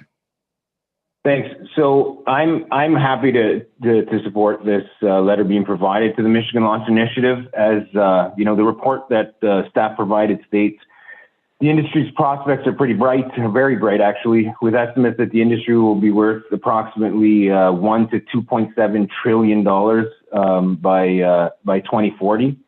I know in Canada, the maritime launch site is being developed in Nova Scotia with the hopes of the first launch scheduled for sometime in 2021. And when I looked at the maritime launch site website, it states that assisting clients in reaching polar and sun-synchronous orbits is the fastest growing sector in the space industry. So with estimates for the industry to grow into the trillions of dollars, I'd suggest economic development staff to keep their ears open to any opportunity in the next several years and to learn anything that they can about additional efforts in satellite launch sites by Canadian or international companies. And if our location would fit into any potential plans, considering Northern Michigan fits, can't see why a little bit north of Northern Michigan wouldn't fit any international or Canadian plans in this effort. So I'm just pointing that out. Thanks. Anybody else on 6.3? Seeing none, is that it for you, Councillor Gardy? It is not. 6.4, Mr. Mayor. Sioux Sailing Club agreement. Go ahead. Thanks. I just think it's important to recognize efforts in the community, and the Sioux Sailing Club, as the report states, is they continue to grow their sailing community here in the Sioux, and they now offer membership to rowers and canoers and kayakers, and they're able to use their facilities for excursions on the river as a home base. And I think it's great that staff has chosen to support them. I think whatever we can do to further capitalize on our location on the St. Mary's River is something we should always do our best to pursue. And this is a great example of that, Mr. Mayor. Okay, thank you for that, Councillor Gardy. Anybody else on 6.4? Is that it for you, Councillor Gardy? No, I got one quick question on 610. Go ahead. In regard, through you, Mr. Mayor, to maybe Mr. Girardi or Mr. Elliott, in regards to this assessment, the environmental assessment for Wallace Terrace and Lyons Avenue, and the timing of a project like this one, if all things went according to plan and staff received disapproval from council, which I expect it would, and as you come back through different stages of the project, when does staff envisage the project being started? And when it comes to the actual construction, like in a few years, Mr. Elliott or Mr. Girardi? Mr. Mayor, to Councillor Gardy, this EA is simply for possible reassignment of lanes on Lyons, right. And so it's essentially a resurfacing project. We want to get the environmental assessment out of the way before before we resurface that section of road. Obviously, that section of road is going to be resurfaced. It needs resurfaced now. There are some other perhaps higher priorities, but it's working its way up the list. So we want the E out of the way. It should be resurfaced within the next 2-3 years. Okay, and it kind of, your answer, thank you for it, kind of negates my next question, but I'm going to answer it anyway. Considering that there's work going to be done from Carmen's Way West, including the underpass, under the underpass, I would probably think, would this provide us any opportunity to address the problems with drainage at the underpass? Or is this, as it being just simply resurfacing, wouldn't allow for that type of work, or timing wouldn't work? Mr. Mayor, to Councillor Gardy, anytime you do work like this, there's an opportunity to improve things. If we see there's a requirement for more catch basins or drainage work in the area, that can be incorporated into the project. Okay, that's excellent. Thanks very much, Mr. Elliott. Thanks, Mr. Mayor. Anybody on 610? Anybody else on 610? Councillor Shoemaker on 610. Thank you, Mr. Mayor. Through you to Mr. Elliott. Mr. Elliott, will part of the EA look at whether or not it would be wiser to locate bike lanes off of this main road? I know Douglas Street runs parallel to Wallace Terrace and Lyons Avenue and in these areas. Personally, I think that's a safer area for cyclists. I want to know if that's going to be considered as part of this EA. Mr. Mayor, to Councillor Shoemaker, yes. very briefly, that's what an EA does. An EA has to look at all alternatives. And certainly with the extensive parallel route, like most of the way is paralleled by Douglas Street, which is only a block north. If that is the better choice for a cycling route, instead of converting or putting cycling lanes on Wallace Terrace, then we just let the EA decide that. Obviously it's not possible under the underpass, but in order to get cyclists from Carmen's Way out to the west end, Douglas Street as a route is obviously right in the mix. Yes, okay, good. I would be very reticent putting cyclists on the intersections near Patrick Street. It's always a lot of transport traffic there. Okay. Anybody else in 610? Seeing none, that's it for you, Councillor Gardy. Okay, anybody else have matters in the consent agenda? Seeing none, Madam Clerk. I have read the motion. So I don't have the vote up on my computer. All in favor? That doesn't carried. Doesn't, yeah, I realize it doesn't come up. Okay, under agenda item 7.1.1, preliminary report of the Integrity Commissioner.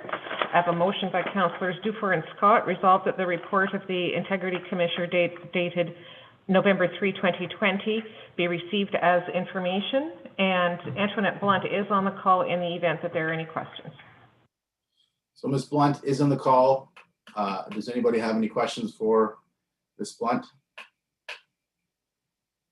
Thank you for being on the, thank you for taking the time to be on the call tonight, Ms. Blunt.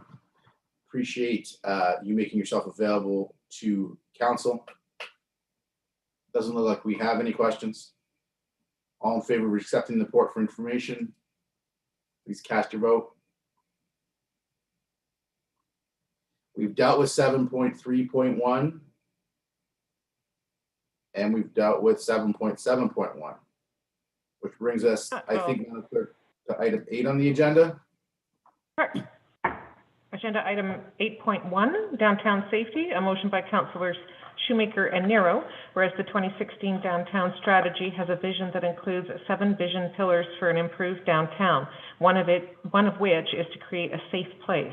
And whereas businesses have recently expressed frustration at increased petty crime, which is on the rise across the city, but is acutely present downtown in the off-business hours when many buildings are unoccupied. And whereas in 2017, City Council requested a downtown safety strategy, the development of which is ongoing. And whereas to create a safe downtown, the city must invest in technology or resources to create the safe place our downtown strategy strives for. Now therefore be it resolved that staff be requested to investigate and as part of a broader downtown safety strategy, report on options increasing safety in the downtown, which options could include either surveillance in the downtown core or security patrols in the downtown core during non-core hours, and determine if partnerships with downtown merchants, the private sector, or the downtown association can facilitate whichever option is recommended. Councillor Shoemaker, did you find a different seconder for this, seeing as Councillor Nero is not here tonight? Councillor Dufour will be seconding it, I see. Before we speak to the substance of the motion, Councillor Shoemaker, I just want to take a second and speak to the point of order that was raised at the last meeting. I want to recognize that since the last meeting, you've made some adjustments to your motion. I appreciate that. The point of order was made after I had left the last meeting. But we looked at this motion and we looked at the previous motion. I want to advise council that staff advises me that the work on that motion will be back to council. That was a motion by Councillor Myers and Councillor Hollingsworth. The work on that motion will be back to council either December of this year or at the latest until January. In the meantime, it was certainly Agenda Review's feeling that the motions were not incompatible with one another, and that this motion was, let's say, more granular or specific and could be naturally discussed and debated and passed by council if council saw fit to do that without disturbing or affecting the other motion or staff, the work that staff was doing in accord with that motion. So we've allowed this motion to proceed today. I do not believe there is a point of order on it. I think it can proceed as it is. I want to recognize Councillor Myers, former Councillor Myers and Councillor Hollingsworth for the the motion that they had put forward, and I want to assure council and them that work will be back to council soon on that motion. In the meantime, I think there's some validity in this motion and sending more specific directions to staff to look at some more granular considerations, and that they'll do that. I think we can all agree that this is really important. And I certainly hear a lot about it. I know Councillor Dufour and Councillor Vezo-Allen hears a lot about it. And I expect Councillor Shoemaker and the remainder of you also do. So with that noted, I will go to Councillor Shoemaker to speak to the motion. Then I'll go to Councillor Dufour and they'll take questions from council. Councillor Shoemaker. Thank you, Mr. Mayor. I had spoke briefly on this last meeting and noted that it had come out of some outreach that you and I had from, in this case, one particular downtown business owner. However, that this is a message that we've been getting, not just you and I, all of council, on a fairly regular basis. We see the headlines. We have outreach from downtown businesses, and obviously, if we want our downtown to be a place that people feel safe attending at, then we need to make it a place where they are safe attending at. So thank you as well for noting that this is a bit more granular, more detailed, or more specific than the previous motion. I would agree, and that was my thought on it as well when I went back and reviewed the 2017 motion that Councillor Hollingsworth had brought. And so I just hope that both those motions working together can contribute to a feeling of greater safety for the downtown, as well as the reality of less what would be categorized as petty crime in our downtown area. Councillor Dufour. Thanks, Mr. Mayor. Yeah, I just wanted to reiterate some of your comments, Mr. Mayor, that we have heard from downtown businesses and downtown residents. We've heard them loud and clear. For myself, I've lived this reality every day, have been a victim of crime downtown as well, having had to pick up needles before employees get to work. All of those things are things that I personally experienced, and I think it's important that we proceed both with this community safety plan, but also with many other initiatives that are underway through social services, through increased investments in our homelessness system. All of it has value and helps to continue to steer our downtown community in the right direction and a better one than we are right now. So I'm happy to support this motion and grateful that Councillor Shoemaker has raised it again. Thank you. Councillor Hilsinger, you have a question. Thank you, Mr. Mayor. To the CAO possibly. I'm unclear about, I mean, definitely we all want to see the downtown be a safer place. And this motion versus the previous motion, which you've explained to us is going to be information brought back to us or later this year or early in the new year. Is this intended to supersede that? Is this intended to be worked on prior to or at the same time as? I'm just trying to get clarity on what your intention is, Mr. White, with how to proceed with these ideas, the strategy, the actions, etc. Through you, Mr. Mayor, to Councillor Hilsinger. The original motion was passed in 2017. It's been incorporated into what's legislatively given to us as a community safety plan. That's being worked on right now through ALT and police services. It is expected to be before you for approval either in December or January 2021 at the latest. The provincial government did extend the deadline that we had due to the pandemic. However, we feel we can still meet the original deadline. The community safety plan is meant to be a much more comprehensive look at the downtown and associated areas in the community that may need specific attention. So that's how that resolution was being worked on. This motion brings forward, as the mayor mentioned, more granular or tactical ideas. And certainly I think represents to me a response to a more acute level that has occurred in the community since the passage of the original resolution. We'll be working on them at the same time. I don't think either supersedes the other. Okay, thank you, Mr. White. Any other questions on 6? Sorry, on the motion? Councillor Bruni. Thank you, Mr. Mayor. Question to Mr. White. When will this come back to council then? If you said it's going to be they will be working together, will this be coming back in January also? Through you, Mr. Mayor, to Councillor Bruni.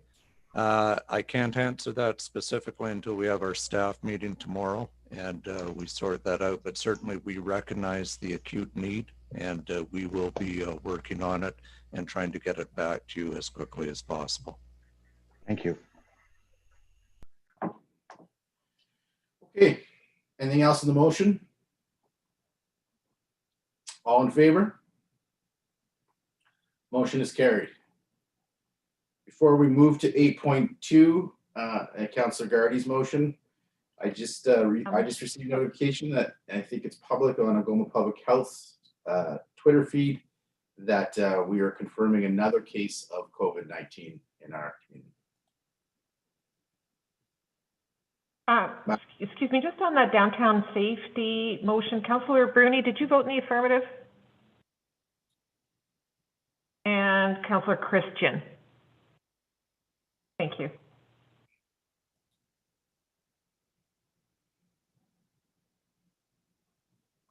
Agenda item 8.2, a motion by Councillors Gardy and Bruni, whereas both Canada and the United States, along with the rest of the world, are in the midst of the months-long COVID-19 pandemic, and whereas we as a community have fared very well in relation to many other parts of the world as a result of strict adherence to public health protocols, including masking, hand washing, and physical distancing.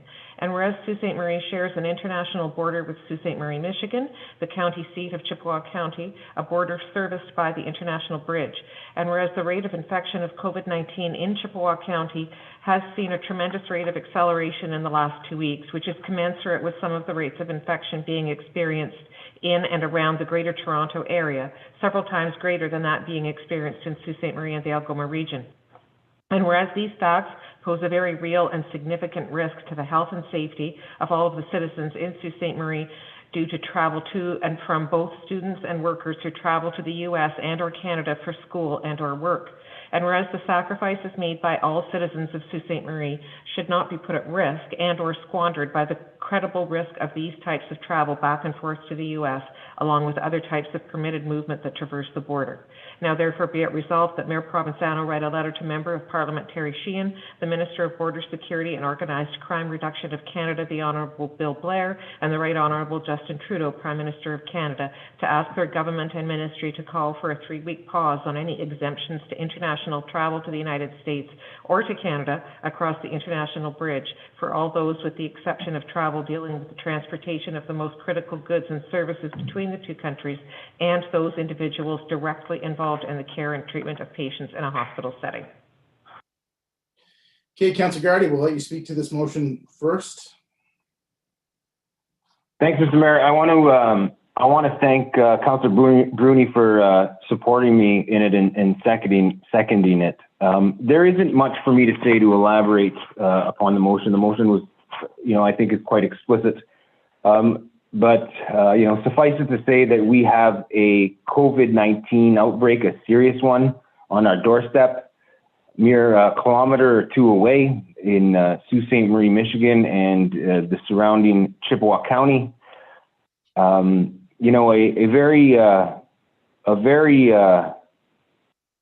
very common refrain we've heard throughout this pandemic in our country and beyond, but specifically in our country is, we're in it together.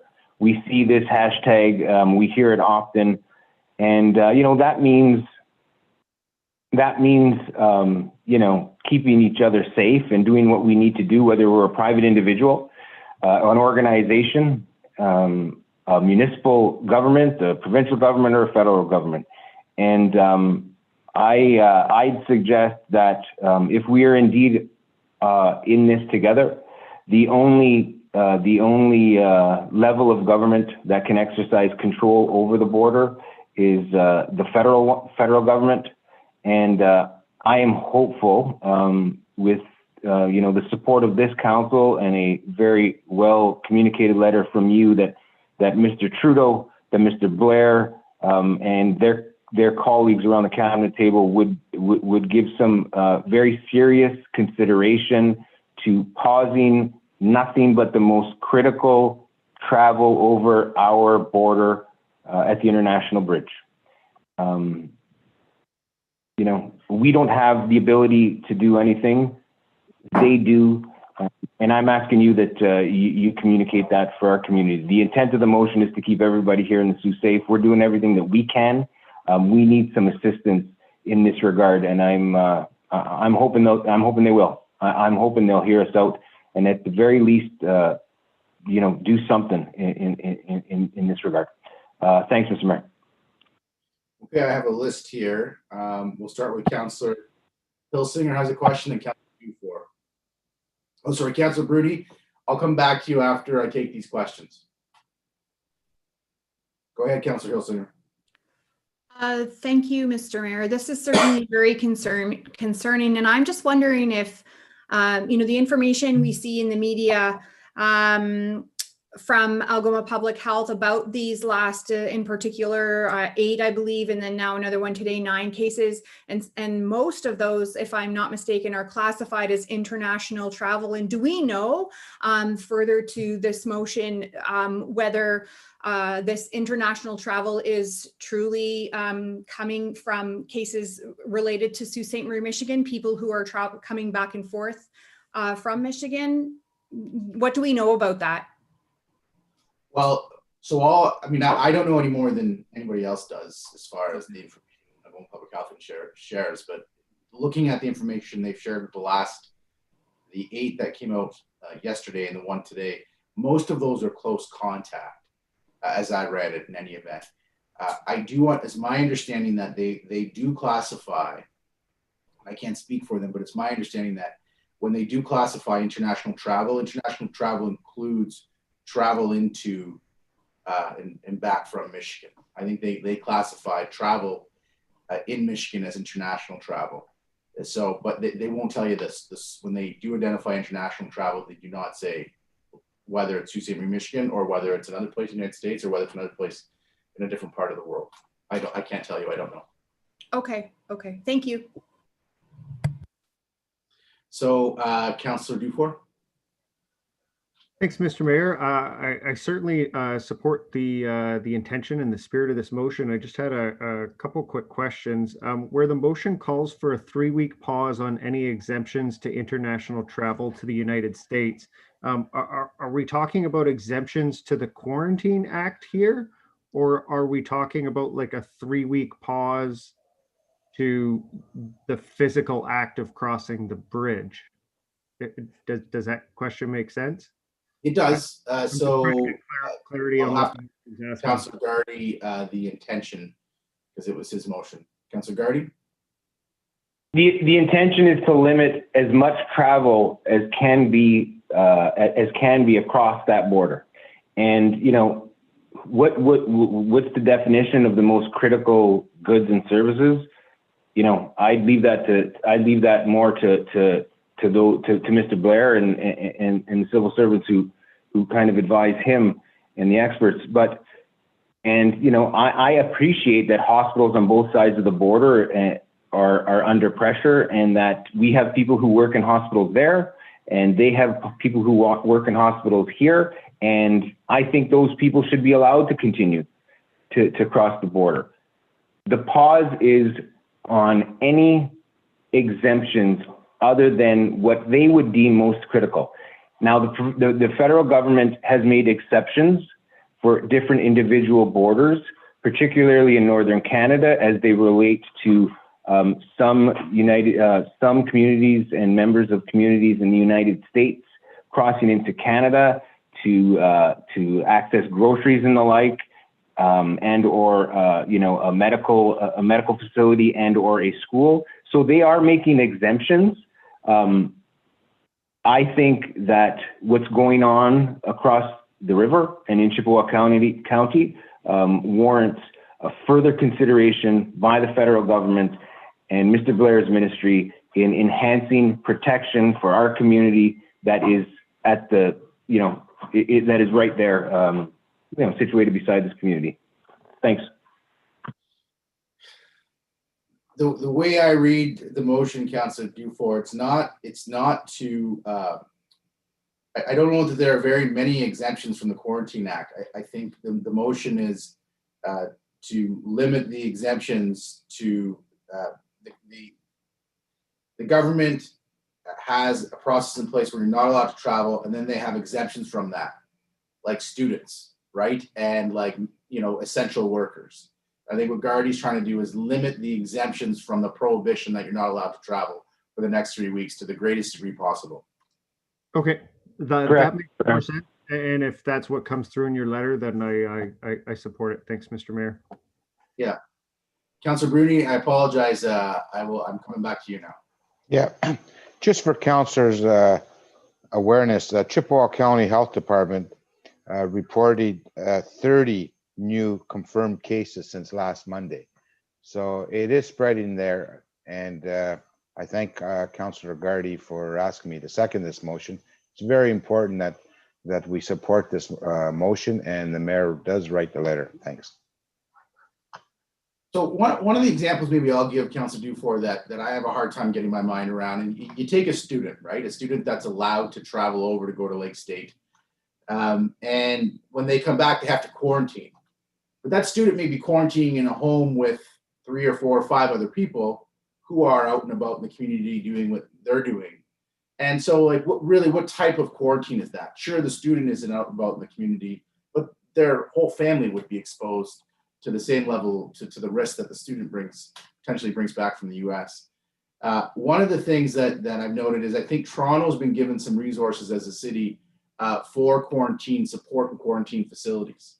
And one of the things that I'm going to be putting in this letter, if you direct me to write it, is that if the government intends on allowing people to continue to cross over the border, because that is their ultimate jurisdiction, and the government can ultimately decide to do that, if they're going to continue with their current policy and allow people to travel as they are across the border, I believe that puts our community as a border city at a greater risk than other communities. And they should be providing our community with resources to support quarantine efforts, similar to resources that they've provided to maybe the city of Toronto to support quarantine efforts.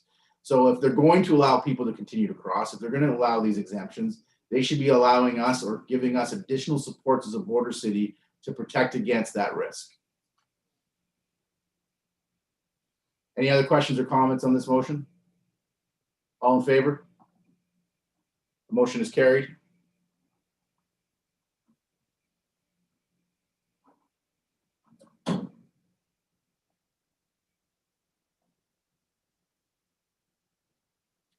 As to bylaws, a motion by Councillors Dufour and Gardy resolved that all bylaws under item 11 of the agenda under date November 9, 2020 be approved. All in favor? Motion's carried.